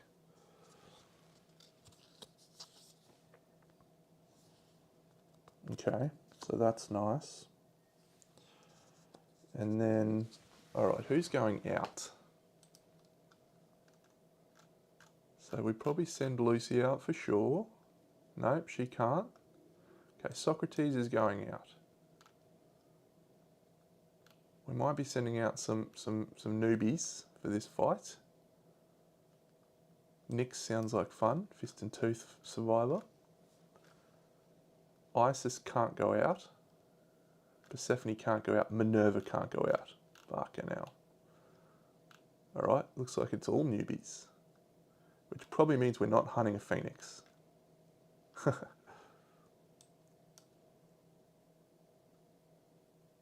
Aphrodite? I think it's all newbies. Icarus, Janus, being led bravely by Socrates. Minerva, Persephone, Isis, and Lucy are all post-traumatic stress. Can't use any of them. It doesn't count for clothed and satiated. Alright, I could put a skull helm on there and it would. No, I could put a pair of boots on there, rawhide boots, and it would. So if you had the vermin belly boots. Actually, we need a perfect hide. Why do we not have a perfect hide yet? I've got 2 perfect bones and 2 perfect organs and no perfect hide for my vermin, and no broken lantern. Oi, oi, oi. Alright, so where do we go with this? Where do we go with this sort of silence? Because we could put that over here and make that another monster grease use, which would be nice.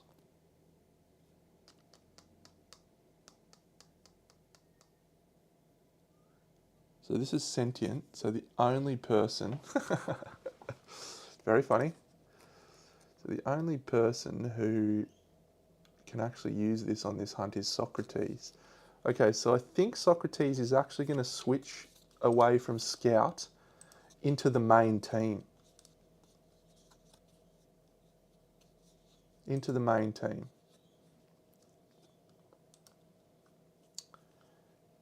Yep, we're doing that. And we're going to make Hastur our new Scout. So Hastur has bright knives, which is going to give them a bonus to their use of the dagger, of the thing.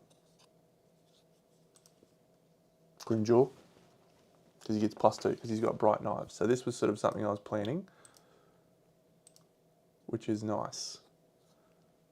So we're going to replace that with a bone pickaxe.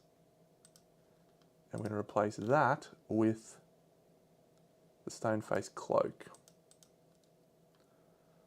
So I could put like rawhide boots or something. Do I have a leftover hide? I have 1 leftover hide.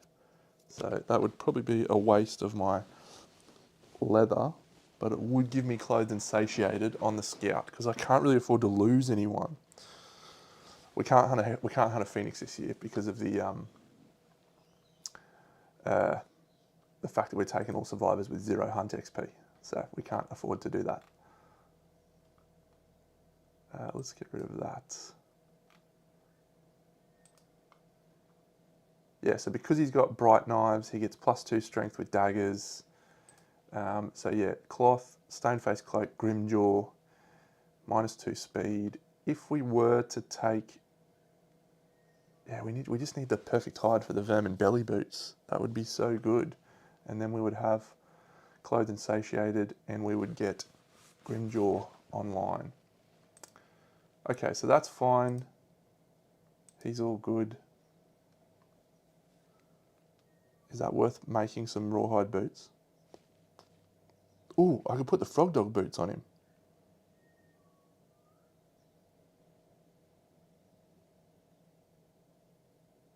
That seems fine. Then I've only got 1, 2, We've got 3 pieces of armor there. All right, let's do that. So we're going to replace the bone pickaxe with frog dog boots. And that gets him clothed and satiated. I think that's worthwhile.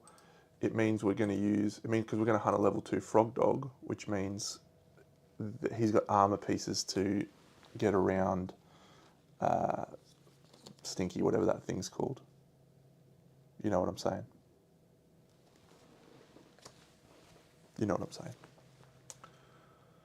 Okay, Hastur locked in place, clothed and satiated, -2 speed, doesn't have an evasion buff, doesn't have any survival buffs, doesn't have mature, thank you. Perfect, all right, Hastur done. So Socrates is now switched. Now we probably want to stick with the dagger because we've got a proficiency point already. So let's turn him into... So is obsession the right choice?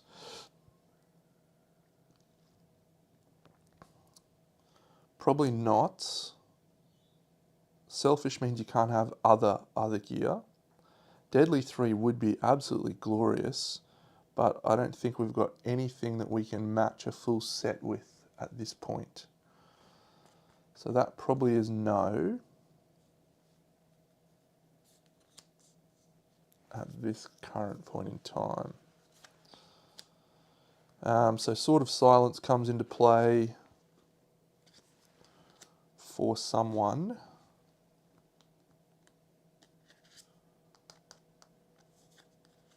Did I wound with the Royal Scalpel? Should I get a monster resource, a bone resource of our choice from his deck?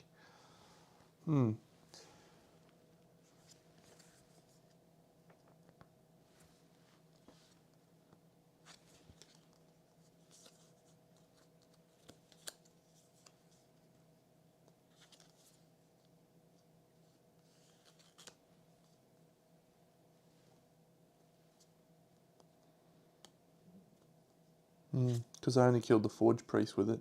I didn't hit anything else with it. I mean, Royal Scalpel and Sword of Silence there. And then if I had a green, I could make a Monster Grease, and then that's online. And then we've got the Sword of Silence there. And that's a backup for if the Scalpel does get destroyed. Yep, okay, I think that's pretty good. So we'll switch this guy to Rawhide. And we're going to move that all around.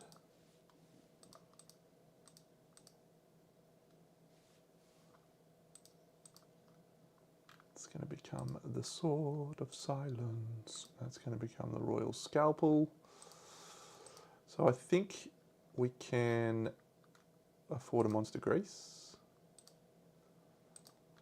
So that's going to be 2 evasion, it's going to be 1 luck, it's going to be 2 survival on departure from those 2 things. That's all good. Save. Yep, that's fine. And he's got Death Sense. He's going to be pretty cool, actually. Socrates. All right, so Socrates is in black and is no longer our scout. We're going to need to get a different model for Socrates. And then Hastur, the king in yellow, is our scout.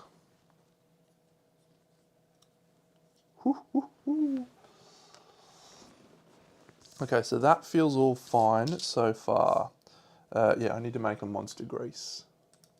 Of course Hastur in yellow. What else would it be?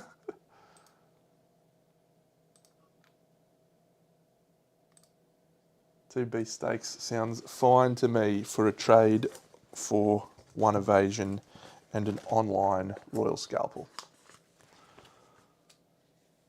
Done. Okay, so the Forge Priest's Hammer, is that better than the Bone Club, or is that the same as the Bone Club? Should I put both of them on Lucy and call that a day? That might be fine. or Lucy, a Lucy. So Giannis is, when another survivor dies during the showdown, gain a reroll token. Not super helpful. Okay, so Nyx we want to be our fist and tooth survivor. So this little thing here is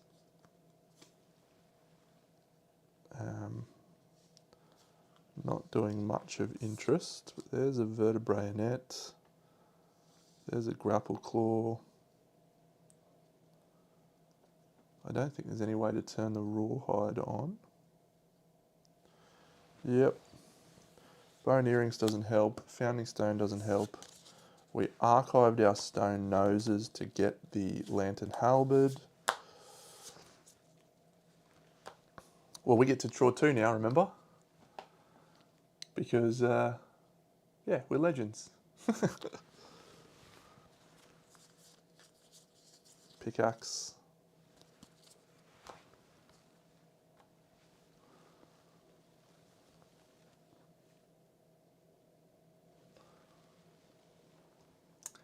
Okay, so Nyx will make her in purple.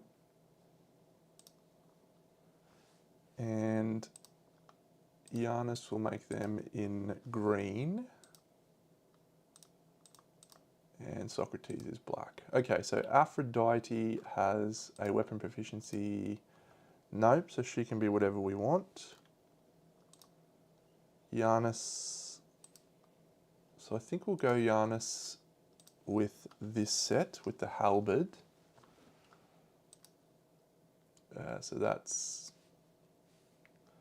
So this is now Screaming Axe. Oh no, Screaming Spear.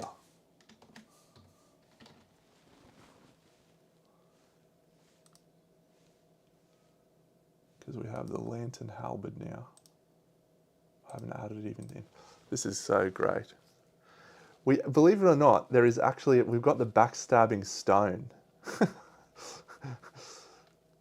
So we could actually get that for him. I don't know what that, the relevance of that, but.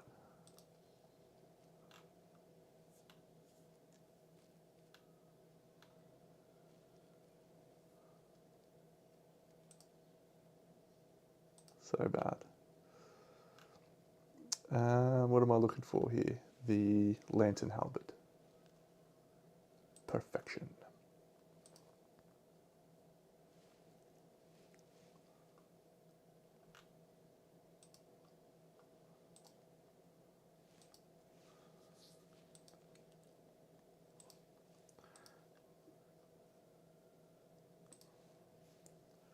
Try Acanthus. Okay, so on arrival, 3 insanity. On departure, 2 survival from the Acanthus. Very nice. I might as well make another Acanthus. No, I don't have room for it on either of these grids, so that's okay. So that's a really cool grid. The Lantern Halberd is awesome there.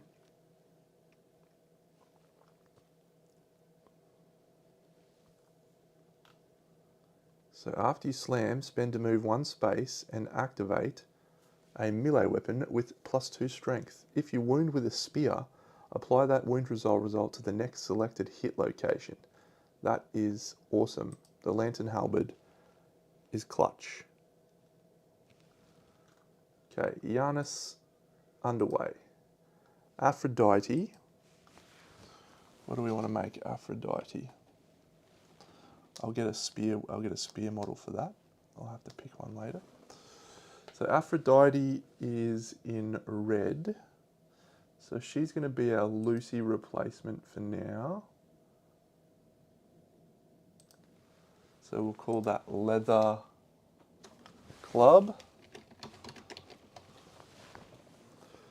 So the question is it worth taking the Forge Priest's hammer on the potential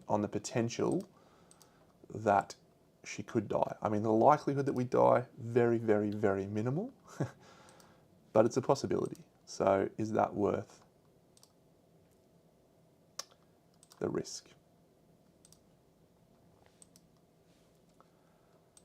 I don't know. Leather braces, leather boots. monster grease. So we're not getting 2 strength, not getting 2 speed.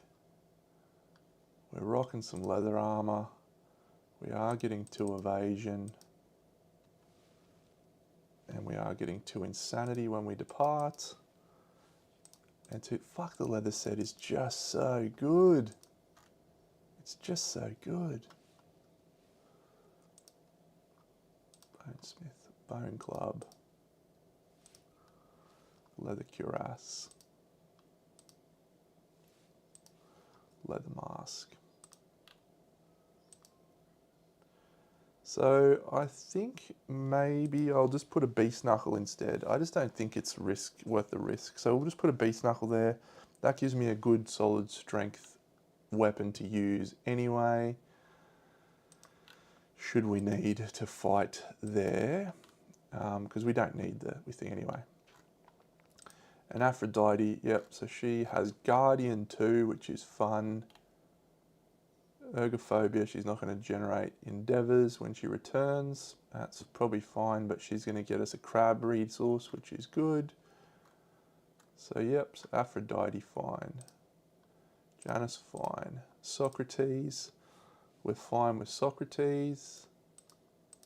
So little Nyx is this one. So Nyxie's going to have our grapple claw clothed, but this is a slight shift around. That's going to here. The rawhide vest is going to here.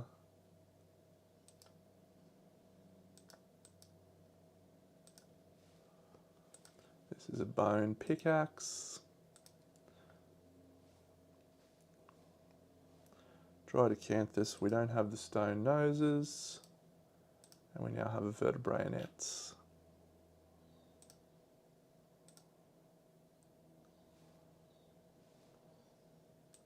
Yep. Clothed and satiated, we're getting 1 luck. We're not getting any evasion. We're getting 2 survival from that, and we're not getting these on arrival anymore. Reset. Okay. So yeah, we're going to have some mature damage coming from the monster greases, but the advantage of that is they're also likely to become the targets, and they're my 2 best survivors in terms of evasion and so forth. So Nyx will be this little purple chick with a dagger. The Morgan model. Yeah. Perfect. The green, we need a guy with a spear. And this is red. Oh man, I'm going to use the Forge Priest as one of our models. That's cool.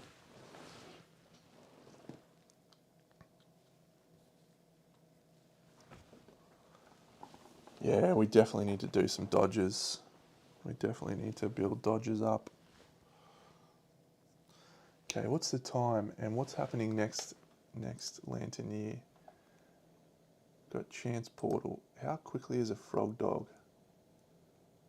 Yeah, the forum has deconstructive mind, feedback loop, and frog kick again. So deconstructive mind is replace a disorder.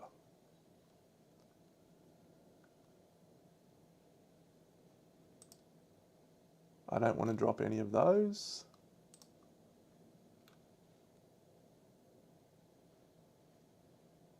I could drop ergophobia. Yeah, let's buy, hang on, has she got enough Lumi? No, she doesn't. She should have at least 1 from that. Yep, all right, that's where we're at. So I just need to get some models. Just trying to figure out how quickly I could set up a frog dog. What's the time? Yeah, we could probably afford to do 1 more, maybe. Let me check the frog dog book. Let's do it. We'll do 1 more. Mossy will be fine. Me and Cindy are having a good time. Hey, aren't we? Yeah. Yeah, we're having a good time. Good shake.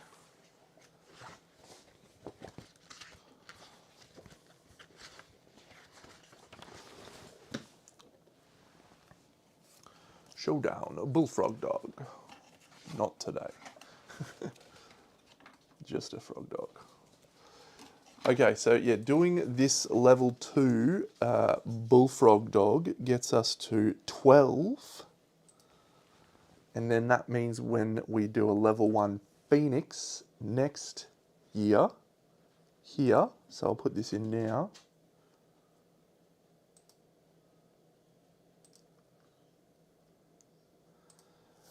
She seems okay. We had a little moment yesterday when they were not friendly with each other, and that's probably our mistake. We maybe tried to rush it, and yeah, so we're just keeping them separated for now and letting them be aware that the other one's here. Cindy's in here with me, and Ellie's out there with Mossy. She seems pretty chill. Might be time for her to go out for a little bathroom break.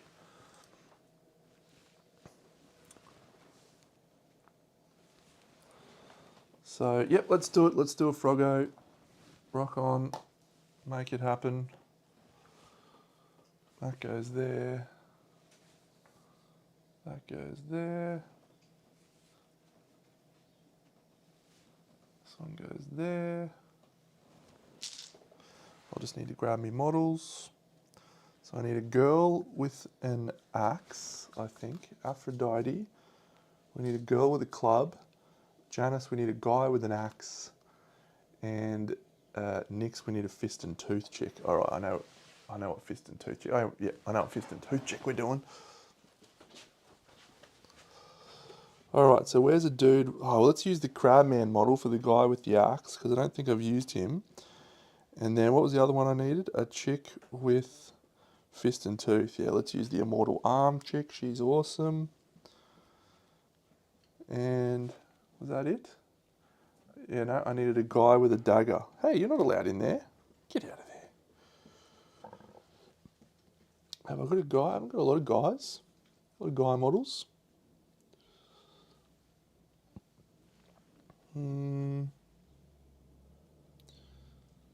Let's use this guy. He looks cool, actually. And I'll just bring Faded Dagger Domino over as well. Why not? Look at all my models.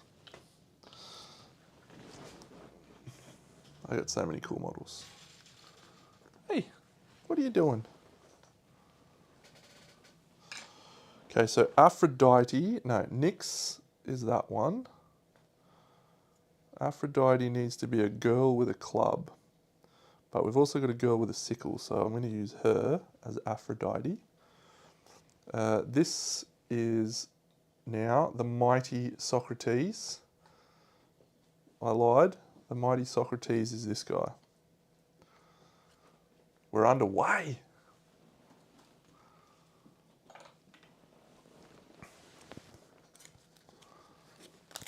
I like having a Forge Priest hammer in the back pocket, not having to use it. That's pretty good. The frog dog's only like, what? Don't have any of the other things in there. BBB, BB. A. Frog dog. So this level frog dog has 8 and 6.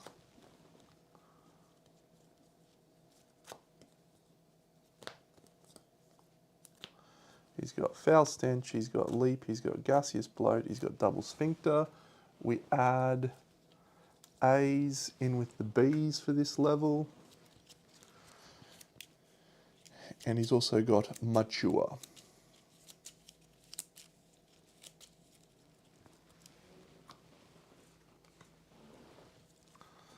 The dog days are over. The dog days are... Come fast for your mother, fast for... The start of the survivor's turn, all survivors suffer damage equal to the number of their stink tokens. Perfect.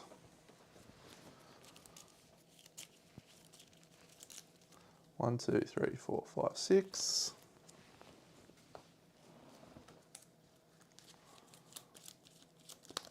Ugh. 1, 2, 3, 4, 5, 6, 7, 8. What's going on, Cindy? You excited about going outside?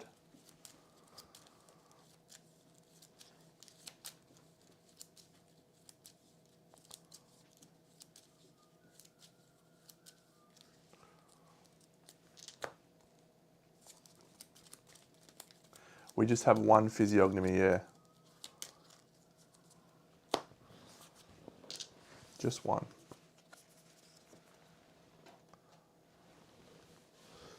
So, does anyone that's going out on the hunt want to buy a feedback loop? No for Socrates. Aphrodite can't afford it. No one else can afford it. Perfect. Frog Dog level 2. There's going to be a very significant shortage of survival probably, but toughness 11. So wounding on 2s, wounding on not quite 2s, but still wounding pretty well. So Aphrodite's got Guardian. Socrates has got Tenacity 2, Physiognomy, and Death Sense.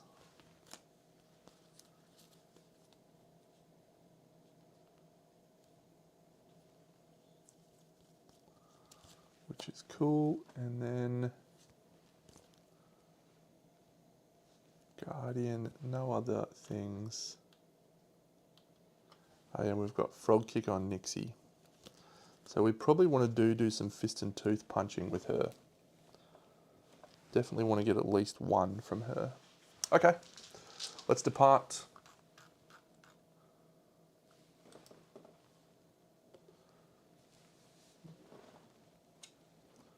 Man, the hunt phase gets so much scarier when you don't have the thing, right? Song of the Brave. It's so much worse. So much worse. Gold.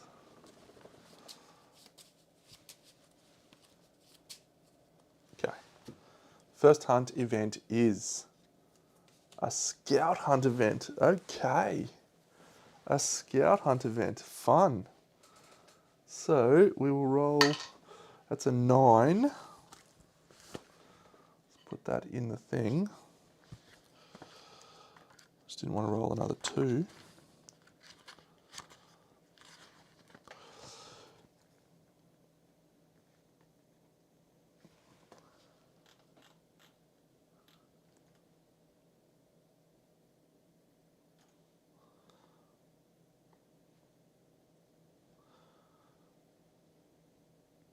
That's so interesting.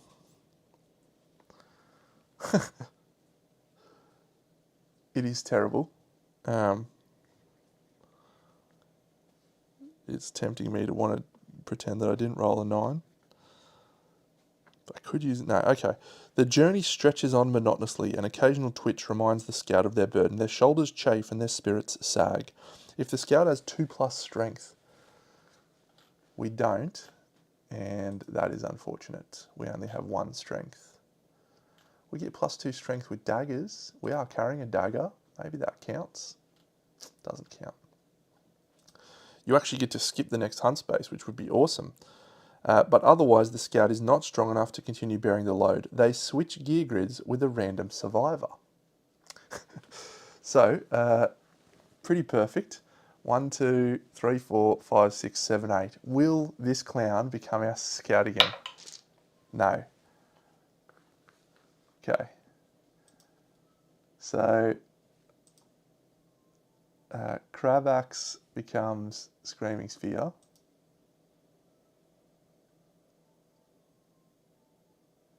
And Janice becomes the scout. It's fine, like, because you don't actually reset anything else, and it's not really a big concern. Nixie, Fist and Tooth. He was Spear. Hastur was Daggers. Aphrodite was Clubs or Guitars. Let's go. Yeah, it's fine. That survivor is unprepared for the dreaded pack's tormenting presence and gains a random disorder. Giannis has gained a random disorder. Tophobia, when you suffer knockback. Well, no, because you do the armor when you depart. You calculate your armor values. So I don't think we would reset armor values.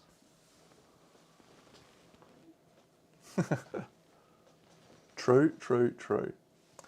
Okay, next event is here. So that's a Froggo event. And we have Wet Ground. The survivors' clapping footfalls turn the sloshing as they push deeper in the marshy terrain. Each survivor rolls 1d10.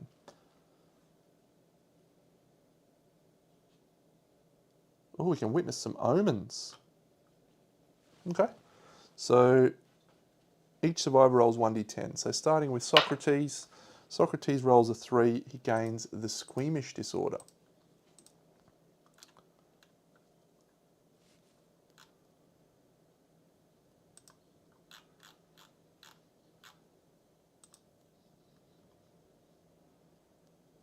Okay, so we're already stinky.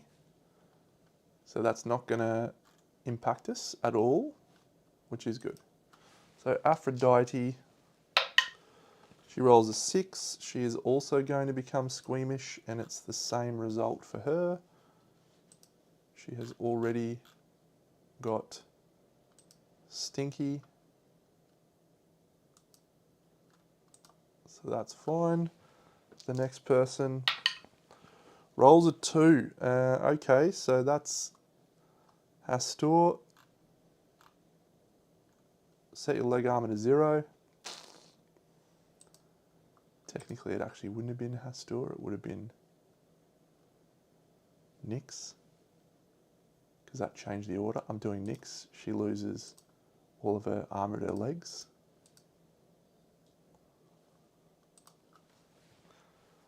Maybe.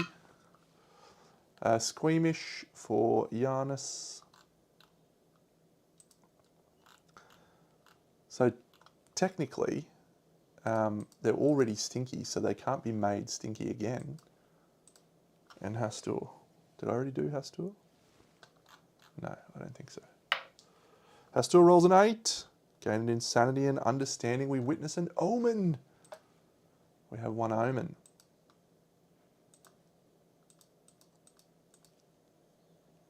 Cool. Just remember that. We've got an omen. Wet Ground. Normal one, we have a random event.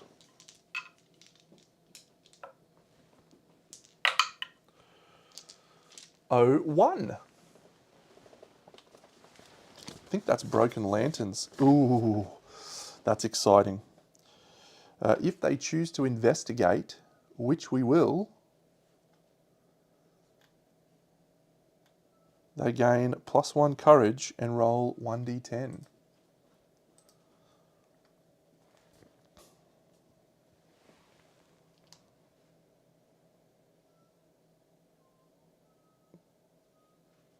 We don't want a 9+ here. Okay. Dano rolls a 10 because he can. Each survivor scavenges 1 Broken Lantern resource, but all survivor sets their insanity to 0. Okay. It's not actually as bad as I thought. But we just added 5 Broken Lanterns to the settlement storage. 1, 2, 3, 4, 5. Good, good. All helps for the scrap smelting. Okay. Next one, we've just done 1, 2, yep, so Bone Eaters. We're not in Lantern Year 8, so we are going to roll a thing. 29.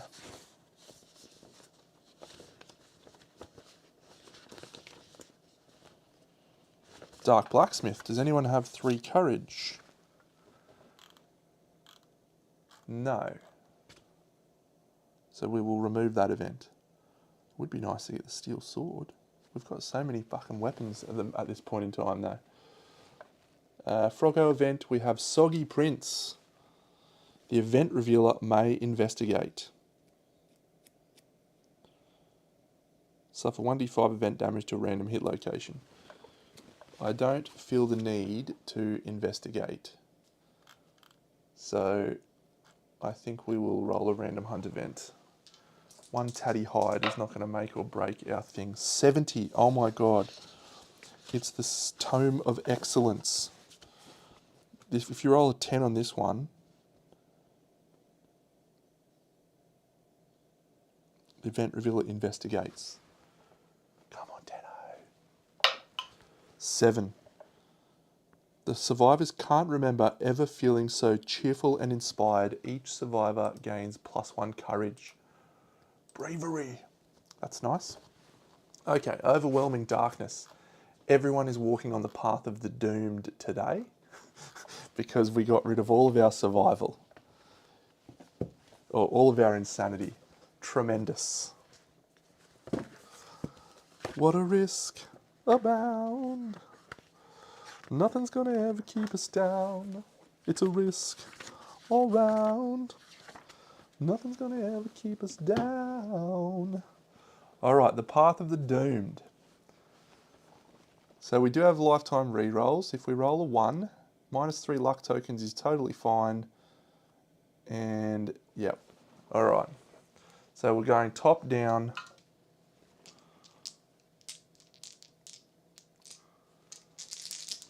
Okay, so Socrates follows us up with a 10. 1 insanity and 1 courage. He might have broken the curse. He might have broken the scout curse, Socrates. He's picked up an insanity. What a legend. Aphrodite follows up with a 5, which is lose monster level survival and gain a -1 evasion token. Seems okay. Hastur, the king, rolls a 2, -3 luck tokens for this showdown. Could be worse. Nixie rolls a 4. She loses half of her survival and gains post-traumatic stress. Also okay. Wrong one. This is going okay. Alright, last one is our new scout, Janus. Janus rolls a 3, which is post-traumatic stress and lose half your survival. Okay, okay.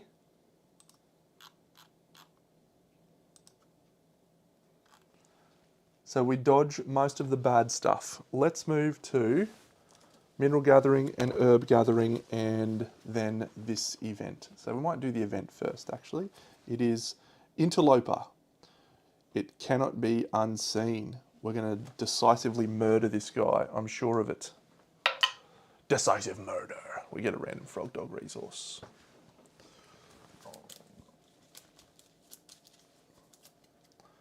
A gaseous bladder.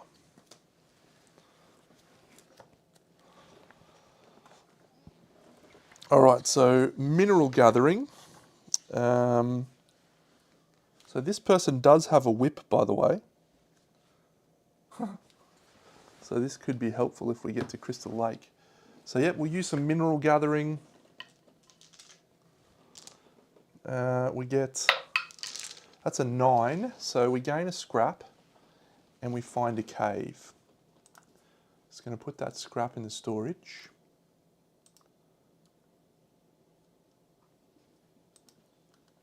Yeah, first time hunting a frog dog. So pretty much every other time you always, you always get to do cannot be unseen, which is good. Okay, so worm tunnels. We're in the worm tunnels. What do we want to do about that? Any survivor may descend the worm tunnels. Well, let's send the person down who has the bone sickle, which is our leather chick. Perfect. And she rolls a lantern 10, so she gets 1 iron. Does she want to spend 2 survival and go further down, or just gain an iron? We'll just take the iron, I think, right?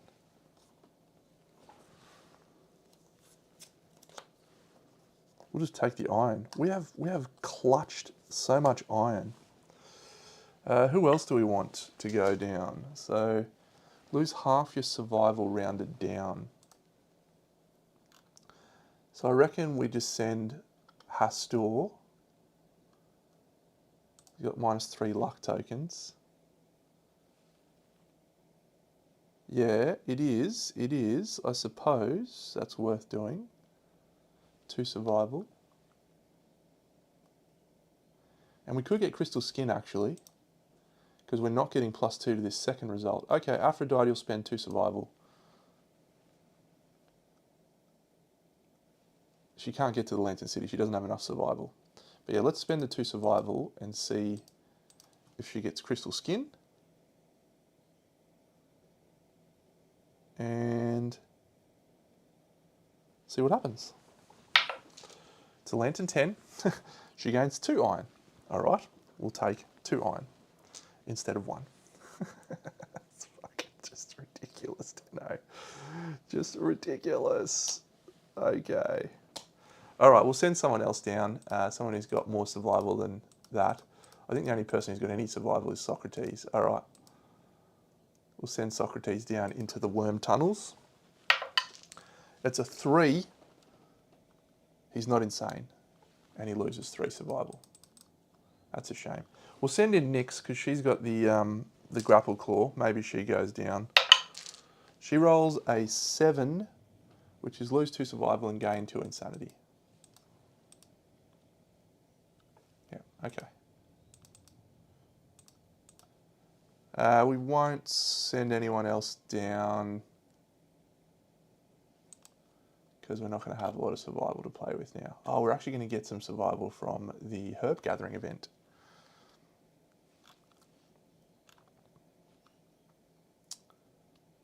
I'll send Janice. Janice can go down. Janice rolls a 9, gets an iron. Do we spend 2 survival and go down, or we just take the iron? If he could get Crystal Skin, again, pretty good. I'm going for it. So a 1 or a 2 here is Crystal Skin, 7+ is iron, 2 iron. That was a 2.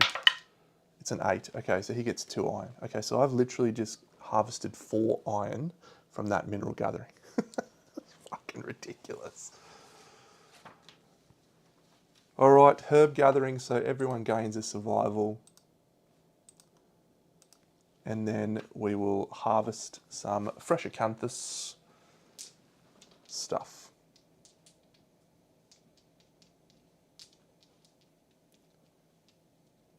So I think I'm just going to go for this 12 to 44 result. And I'm just going to roll 5 single rolls. Actually, roll 4 single rolls because I'm adding 10 to this. So that's 5, 6, 14, 21, 31. So we can't possibly fail to get anything else. So we're just going to gain a survival for everyone. Yeah, okay, that's pretty good. And we gain a fresh acanthus as well. Fuck me swinging. Has this not been just a wild start to this fucking thing? We make it to the showdown. Have we not just rolled some ridiculous stuff? I have had campaigns that have started. It doesn't matter if we roll 1, we're still lower than 44. 12 to 44.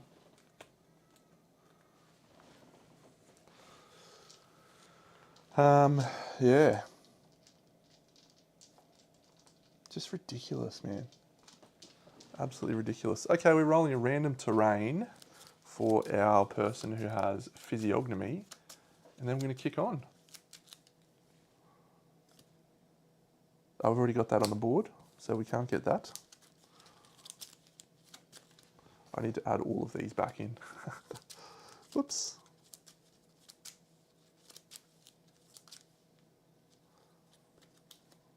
Survivor Corpse. Okay, that's insanity and stuff. That's nice.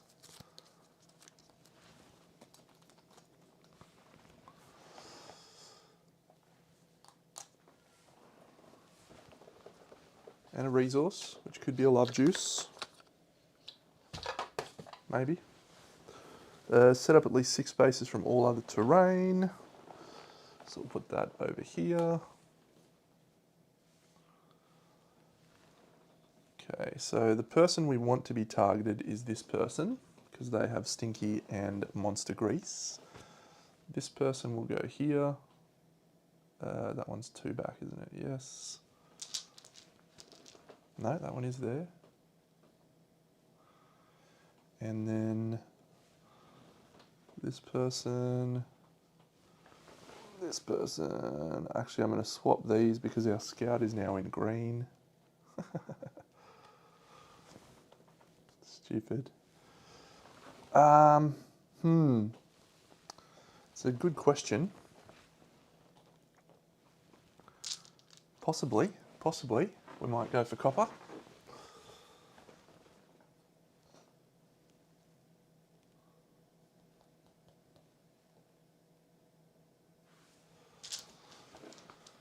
All right, well, it's going to be the monster's turn, and he flips a mood. When this comes into play, perform basic action. Discard this when the monster suffers a critical wound. Okay. Basic action. He does have a damage and a speed. So he's now got an extra damage. A random stinky survivor in range. So 1 to 5, it's the scout. Otherwise, it's the chicken front. It's the scout. So, does he perform leap and gaseous bloat on that? No, he just moves and attacks. He'll just move like that and attack. 4 speed, hitting the scout on a...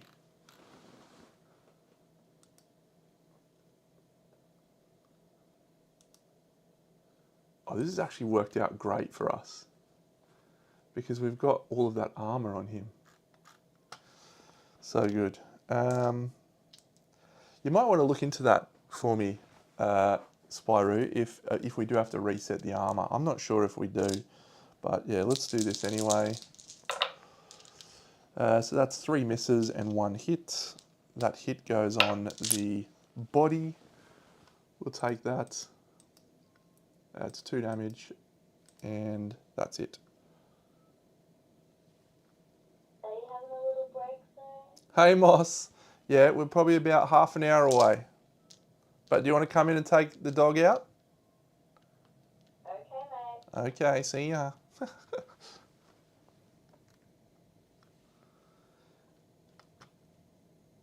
Yeah, I thought so. Okay, so we put a fart on top of the fart deck. Gaseous bloat, done. Any survivor that ends their act in the breath zone suffers knockback 6. Oh, that's actually 3 damage, so I'm going to dodge that. Okay, so we're going to have 1 damage from Mature on the scout and 1 on the leather armor chick. Okay, so let's use the bone club actually.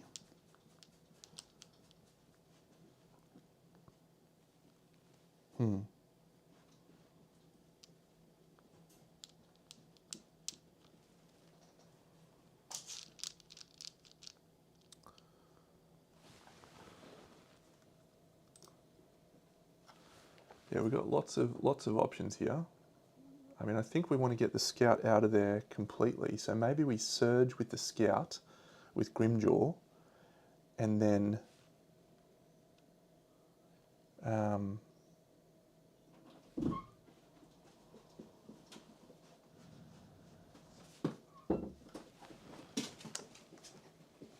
yeah, interesting. Okay. Interesting. Wow, yes, interesting. So yeah, I'm gonna use this.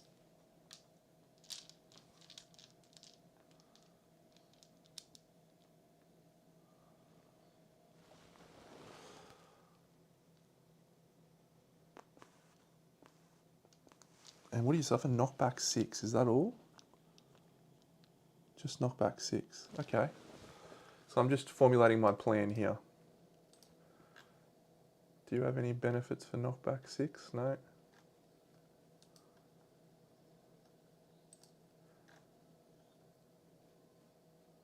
Okay. We're going to dash.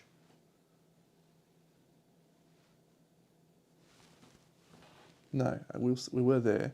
So yeah, so if I just dash him into the frog position,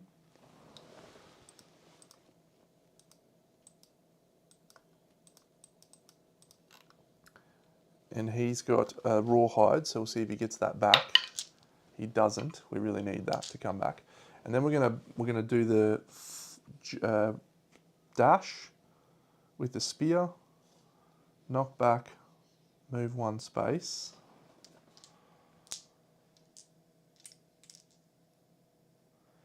And we're going to swing with the lantern halberd. So we're hitting on a 2+.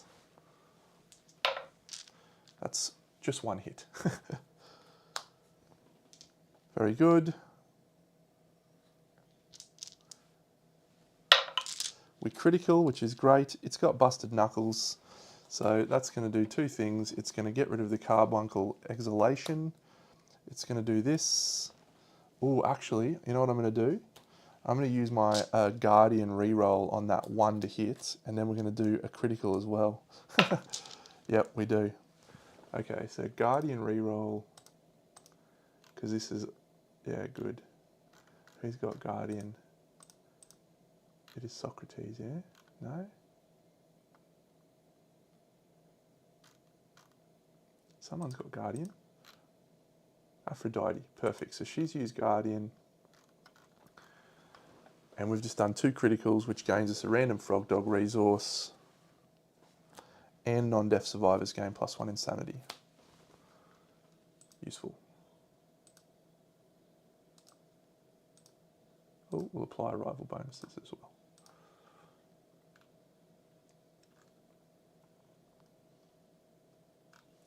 Okay, great work from Socrates, because he's now toughness. -1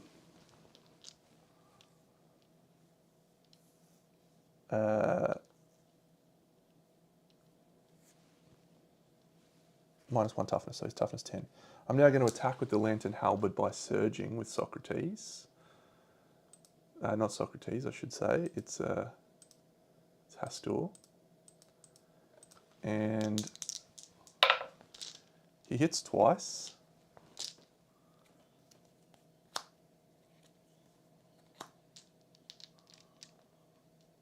And yeah, so we get a critical again. All non-deaf survivors. I've got Sad Frog Dog Song. Okay, fine.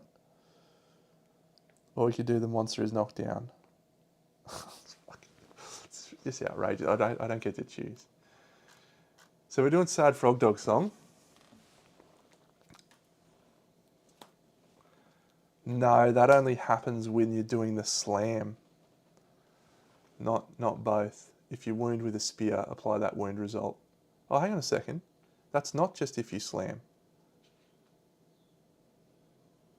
We get double crit. He's knocked down as well. Get out of here. Sad Frog Dog Song. Everyone gets 3 insanity from Sad Frog Dog Song. I'm on a tear. All non-survivors get 3 insanity. The monster is knocked down as well. Okay, so we've done just a cheeky 4 wounds so far. And by the way, we're going to move back at the end of our turn with the lantern halberd. Piss off, Dano. Okay, so yeah, we don't want 3, 4, 5, or 6.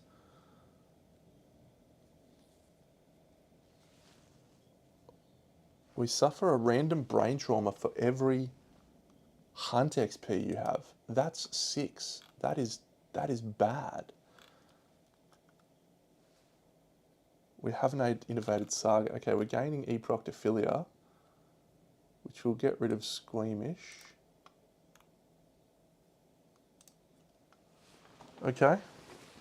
7+. 7 plus. 7 plus. That was a Lantern 10. I should keep that one. 9!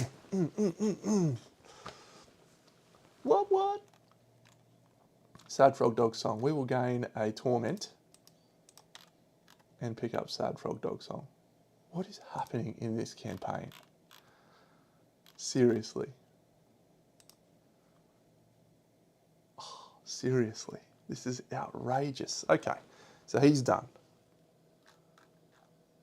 Oh, that's not Socrates. He doesn't get Sad Frog Dog Song. It's the yellow dude. I've completely buffed that up. Squeamish.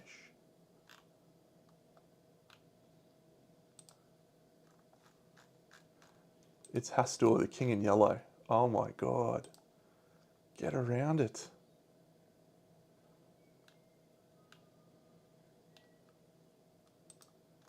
Hastur. Crazy. 1 torment. Crazy, man. Okay, so now we will use the chick with the beast knuckle because we want to have a Qatar proficiency point. She's gonna, do we dash and leap?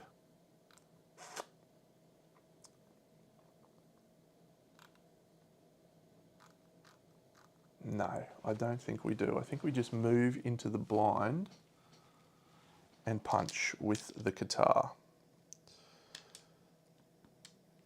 Yep, so 2 speed hitting on a 4 plus.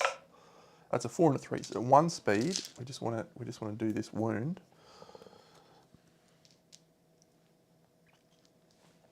She is insane. So he's down to toughness 11. So I think it's a 6. That's a critical. That's, yep. All adjacent survivors gain a speed token. Sure. It's fucking ridiculous.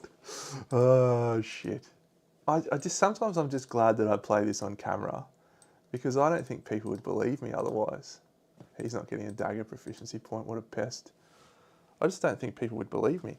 We discard the fart from top of the fart deck. That one's gone. Let's do Grimjaw. The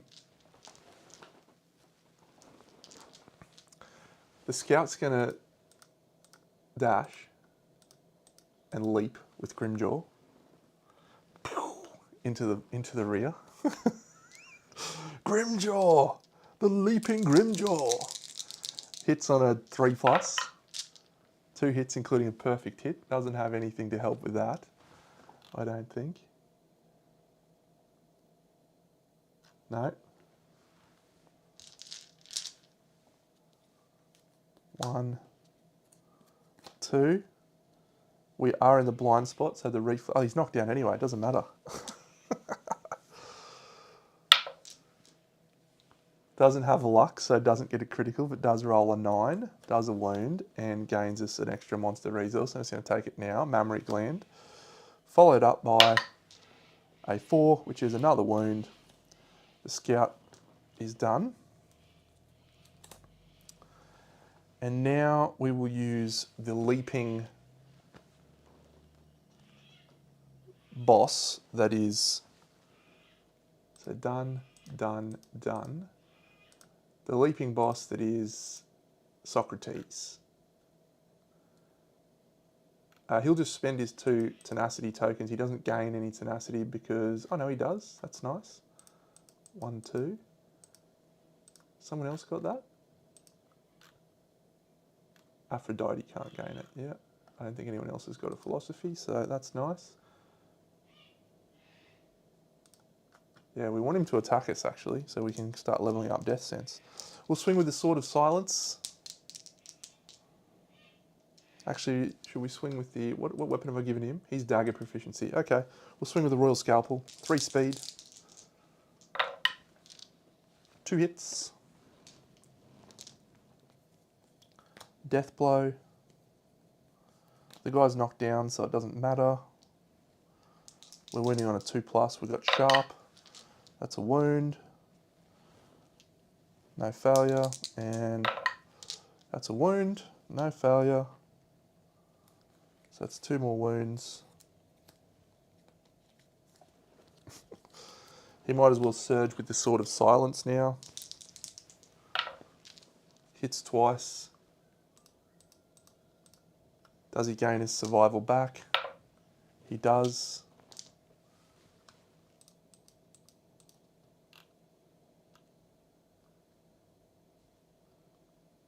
He activated terrain, so he gains a progress on physiognomy.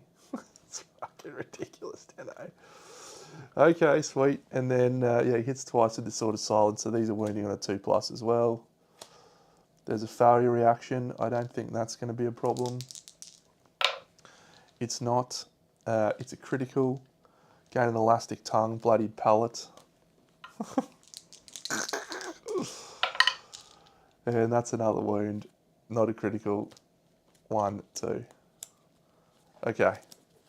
I apologise to everyone that is watching this. I can't be held accountable for the way that my dice roll. I still have a survivor to go, which is my fist and tooth proficiency check. We have got a dagger proficiency point. She's got a guitar. He can't get a dagger. This is the first turn. It's just the first turn. And I've done like 67 wounds. We can't get a spear. Okay, so Nyx just needs to get... I got two damage from Mature, and I've done 1, 2, 3, 4, 5, 6, 7, 8, 9, 10, 11. I've done 12 wounds. Sweet. And I'm not even finished. She'll dash to this position and then she's going to leap.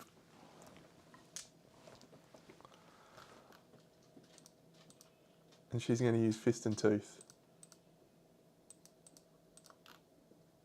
Hey. She's attacking with Fist and Tooth, gaining a progress. She's got 2 accuracy with Frog Kick. Oh, if you're the first survivor to act, gain +1 accuracy and +1 speed. Hey, we'll remember that for next turn. So yeah, so hitting on 6s. 1 hit. Fist and Tooth. Fist and Tooth. Oh, it's impervious. What an idiot. We rolled 2. So we'll surge with Fist and Tooth, and this is going to be a bit more of a risk. No hits. Okay.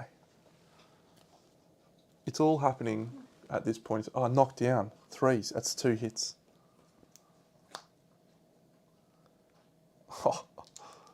So Fist and Tooth rolls a 4. That one fails. And what did I roll on the second one? I can't remember. Okay, there is literally 4 wounds left. I could do this in 1 turn. About 20 minutes. Yeah. And then, yeah, that's crazy. All right, we're resetting the turn. We're going to let the frog dog have a go because we're nice guys. Do you want to roll dice for the froggo? Sure. Yes, all right. It's called Big Mouth Bite. It's the stinkiest threat in range. So we're going to pick this guy. Come around here, Moss. You won't be on camera, don't worry. It's only going to see me. I'll do it from here. Okay, you're doing it from here. Okay, so the frog dog, he's attacking with 4 speed. Oh, hang on, we have a bloodied palate. If the target is wearing metal armor or has a sharp weapon, they do. The monster suffers a wound. Great, okay, roll your dice. So you need to roll as low as I possible. can't see my hands. Hang on. There it is, there's your hands. Hello. Oh, good job, impressive hands. Okay, you did all right, actually. You did pretty good. So it's hitting on a 5+, but Socrates has evasion 2, so that means he needs 7 pluses. So this misses, and this misses. Good job. Do I Okay, throw this one now? you roll that one now to see where you hit him. And the other one? That's it. So the you hit him on the waist. You did. You hit him on the waist. But now roll this dice for me. We need a 6+ on this one to get my survival back from the dodge. You're a legend. You rolled a crit. Okay, so we dodged. We get a first level up on Death Sense. And what's fantastic is the monster had bloodied palate. So he did himself a wound for doing that. What a great effort. What a great effort from that dickhead. So I could actually surge in the middle of that card and maybe even kill him. So let's do that. Let's surge with Socrates and see if we can get him to kill himself. Socrates will use the Sword of Silence. 2 hits. This will literally kill him. Reflex and a festering heal. I'm not sure on the timing of this, but yeah, it's fine.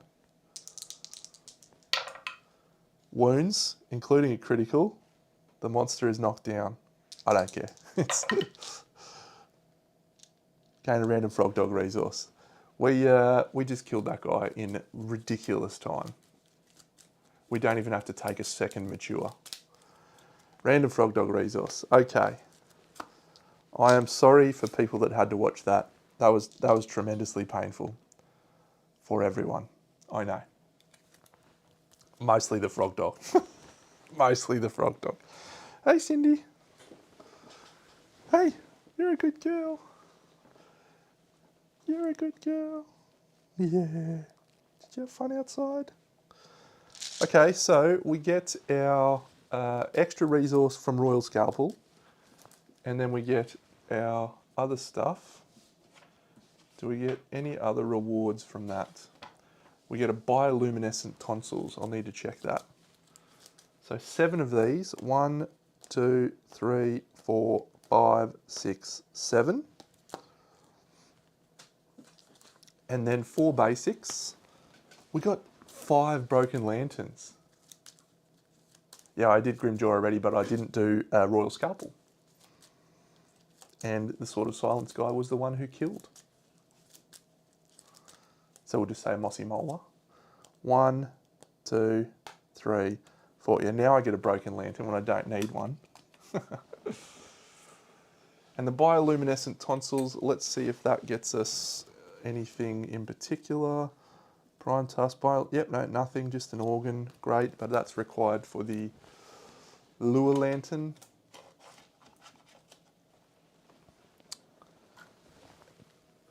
And that's it. Nixie did do a wound with Fist and Tooth, so we're going to get her proficiency point.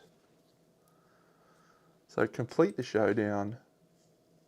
Oh no, all my newbies have got philosophies. I wanted to save that till they were at age 2.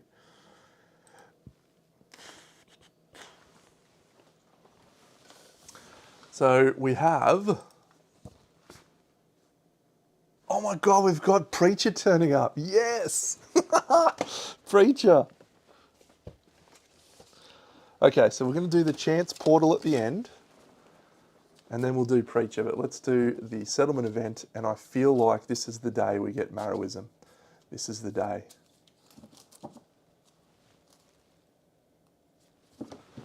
One to 5. So it's this pile. And we'll count down just one. It's the top one. Story in the Snow.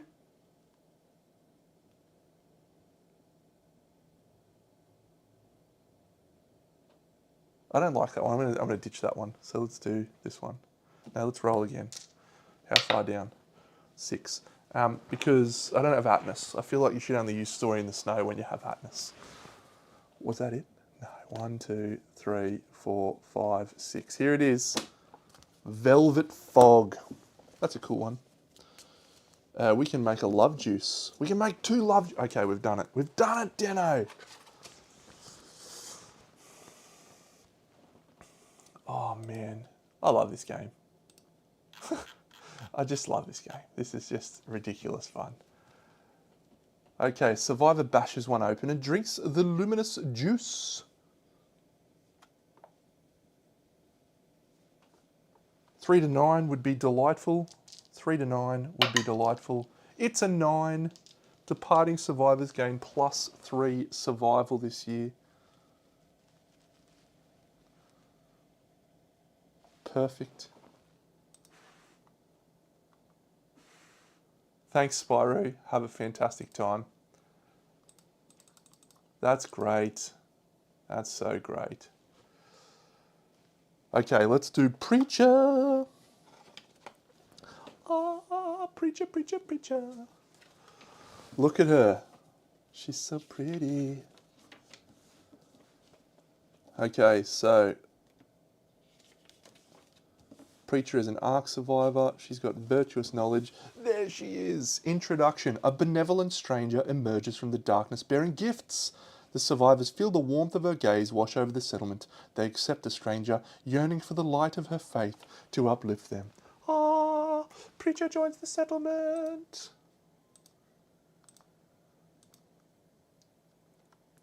Preacher, preacher. Okay, so increase the settlement's population by 1. There's preacher. She is, of course, in pink. What else would she be? Perfect. She's an object of devotion. When you become the straggler, you may compel a devout survivor. Oh, that's sick.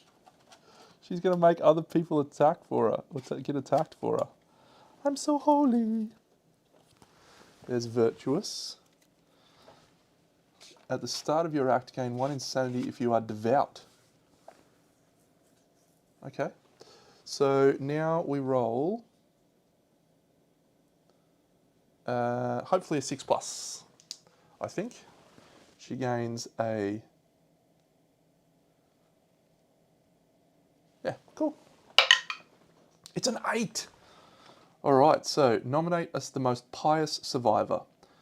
Delighted to be chosen, the survivor wears a permanent grin. They gain 6 insanity and the fighting art, or the knowledge, virtuous. Let's pick Aphrodite, the goddess of love. She seems like she would be virtuous. 6 insanity. 1, 2, 3, 4, 5, 6. And she gains virtuous.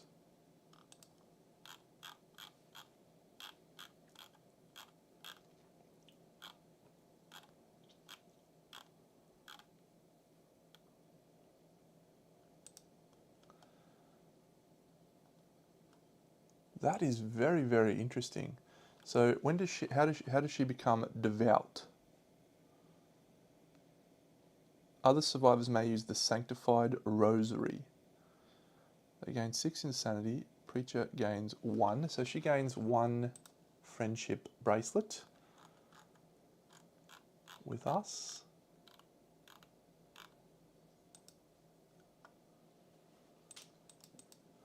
And how do we get devout? Does that ability give you devout?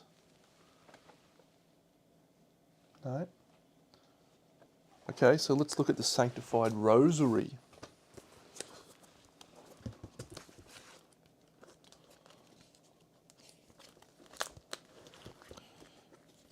When you depart with this, you become devout. Very nice.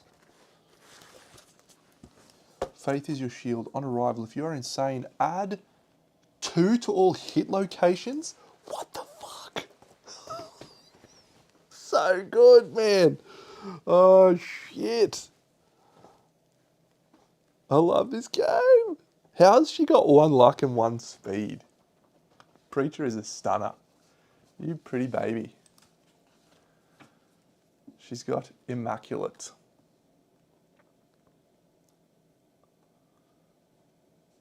Other devout survivors cannot spend survival while preacher is knocked down. How cool is that?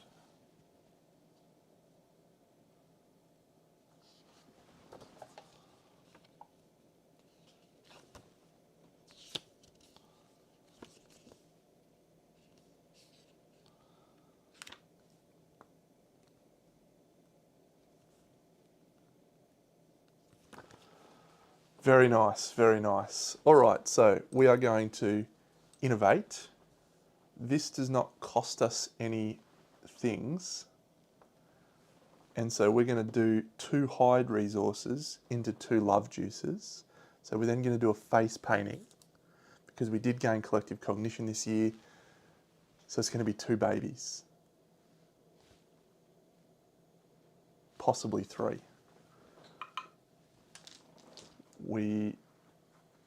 Yeah.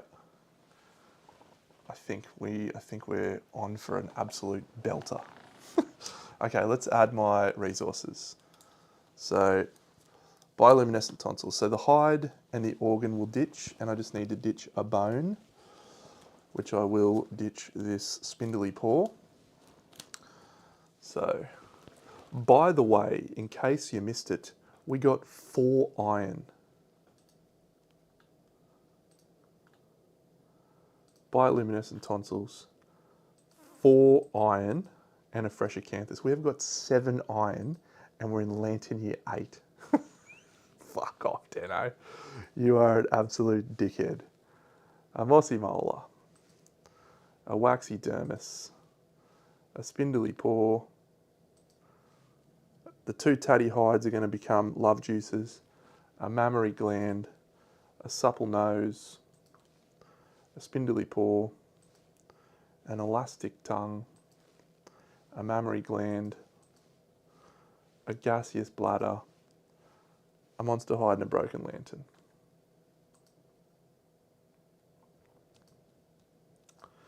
Yep, that is true. We need to be able to turn that all into blacksmithing weapons stuff. Okay, goodness me. I feel very, very, very enthusiastic about everything that's happening. So let's roll a face painting roll. So we're fine on face painting. So we've got +2 to our rolls. So if we use both of our love juices, we're going to get 2 more survivors, which takes us to 15. So we'll do that.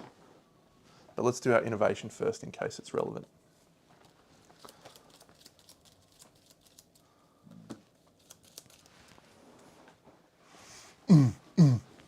Baby, baby, baby, lantern oven. Or scarification. I take lantern oven, thanks friends. Yes, we get cooking. Potentially we could start cooking up some magic.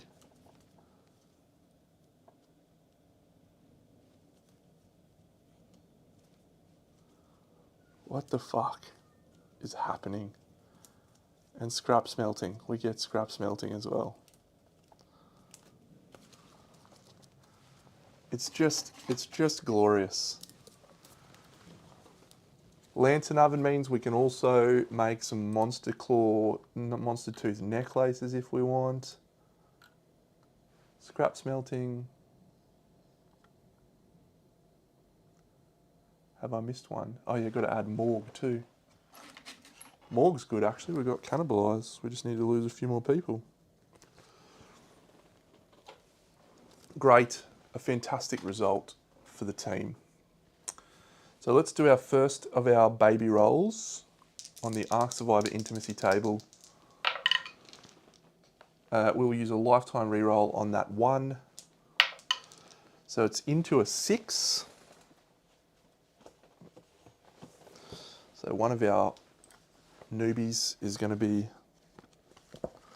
losing a lifetime reroll.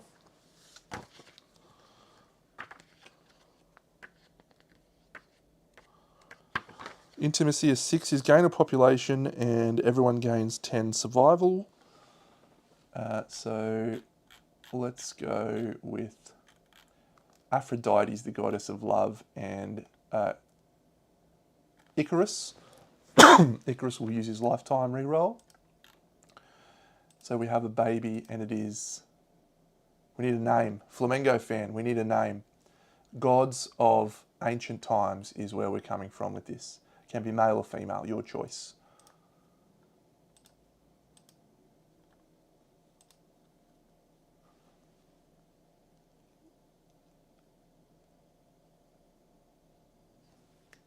Athena. Perfect.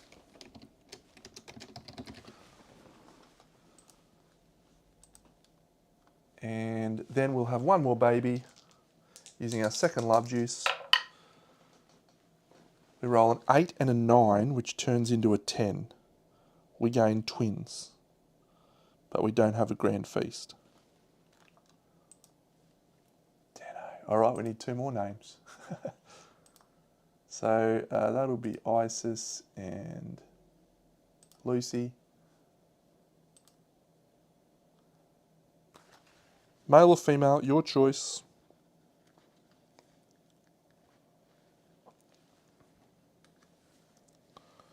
Or anyone that's on there watching along. Fuck me. This has been glorious. Sobek already died, mate. He got killed, Yogi. He got killed. He died. Maybe we'll do Hashut. I think she's a Egyptian goddess. And then we'll go Ta, who is also an Egyptian god. Ta. Isis and Lucy. Oh, Bastet's a good one, actually. Yeah, let's do Bastet. Cat god. She's chick. Sweet. So now we get to do Principal Society, and we still have an endeavour left over, which we can put into who knows.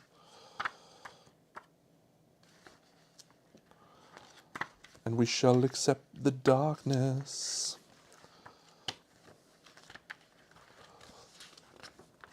We're definitely accepting darkness.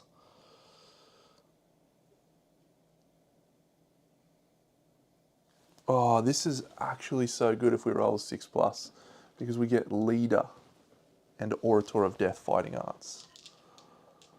So let's use the pink dice because Preacher's in the settlement. She rolls a 4. Okay, nominate to 4 survivors. They each gain 10 insanity. That's fine. I don't really mind. I'm not willing to spend a lifetime reroll on it anyway. Okay, we have a couple of quick things to do and then I will be departing. So the first is we need to do a knowledge for... You can get fighting arts, but you have to roll on a chart for them. And if you don't roll well enough, you don't get the fighting art. But we want Leader because we want to make a seed pattern. Would be good. Okay, so Socrates is eligible to ponder. Survivalism rank 3. So we're going to move Socrates up in survivalism rank 3. And that says gain 1 Lumi.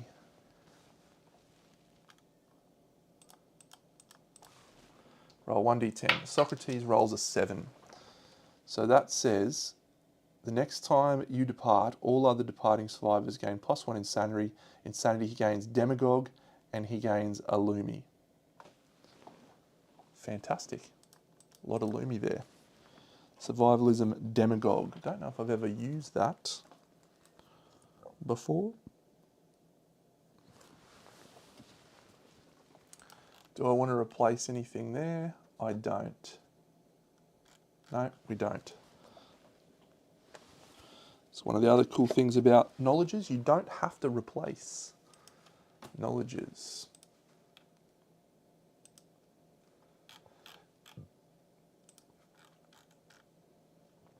We might just roll our 3 from the forum. 1, Death Sense, Frog Kick, and Feedback Loop. Okay, so Socrates is done. Aphrodite can ponder Dreamism. Yep, so she's going to go to rank 2 Dreamism.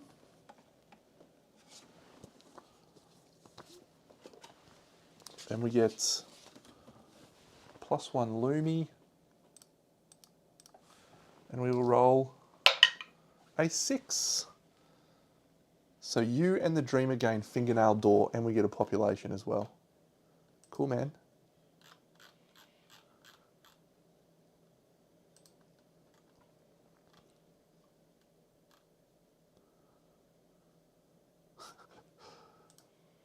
This has been insane. So this will be a male. We'll go Tar.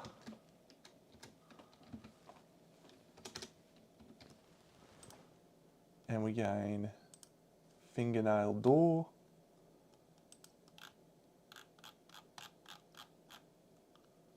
No problems. Who else we got that's a survivor? Yeah, Hastor can ponder a philosophy. We'll draw 2. Do we want either of those? He's got Bright Knives. Yeah, we'll go Dreamism. That's fine.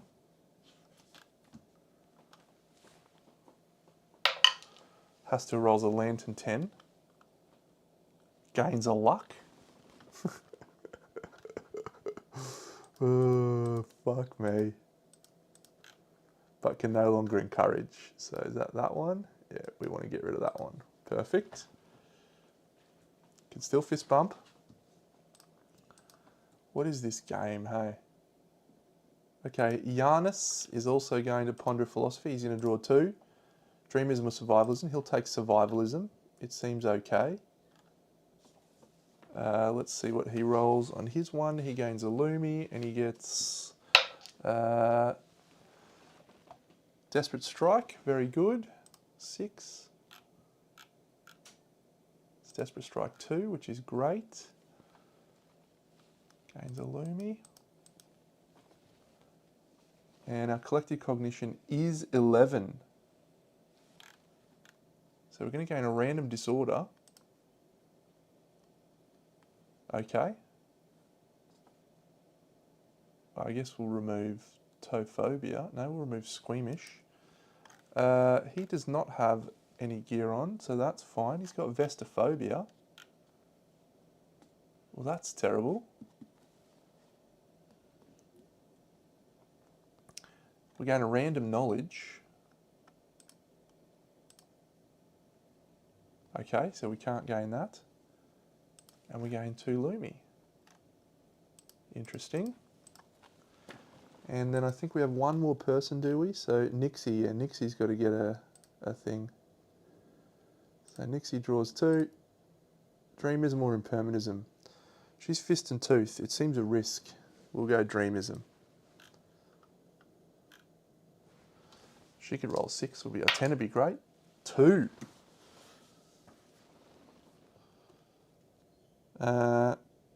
Gain an observation in your tenant knowledge. Perfect. Okay, so that's all done. What a fantastic turn of events for us to get our principal accepting the darkness up. It finally makes me feel like we're okay. We've got lots of departing bonuses. We don't need to make anything, I don't think. I mean, what can we make from the Frog Dogs stuff? So if we went for the Weapon Crafter right now,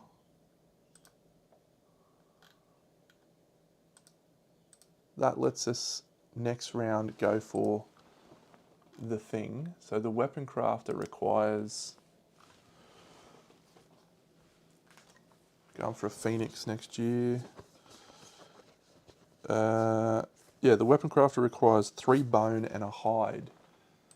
So we'll just ditch 1 hide here and then 3 bones from the Frog Dog or the Antelope, whatever. 1, 2, 3. Actually, I'll use a Frog Dog Spindly Paw there, 2 of them, because I think the shank bone we can use in a cooking recipe that we will keep just in case. 1, 2. Okay, so we've made the Weapon Crafter, which now gives us a possibility to special innovate scrap smelting. And that would be really good. Really, really good. So we've got the Weapon Crafter as well. We might make something from the Weapon Crafter. I don't think so. What other gear can I craft? Can I make more of the boots? Do I want to? I think I'm going to get a blacksmith very soon, so I don't think I will. Fuck me. This is outstanding. Tatty hide. That requires a waxy dermis. That requires a waxy dermis and a leather. All right, I don't know what to tell you, friends. We've had an absolute fucking stunner. And we get tier 2 philosophies coming out in this next Lantern year. So we've got to decide what tier 2 philosophies. But that will be tonight. So I look forward to seeing you all then. I'll be back playing more Kingdom Death this evening. Thanks for all your support.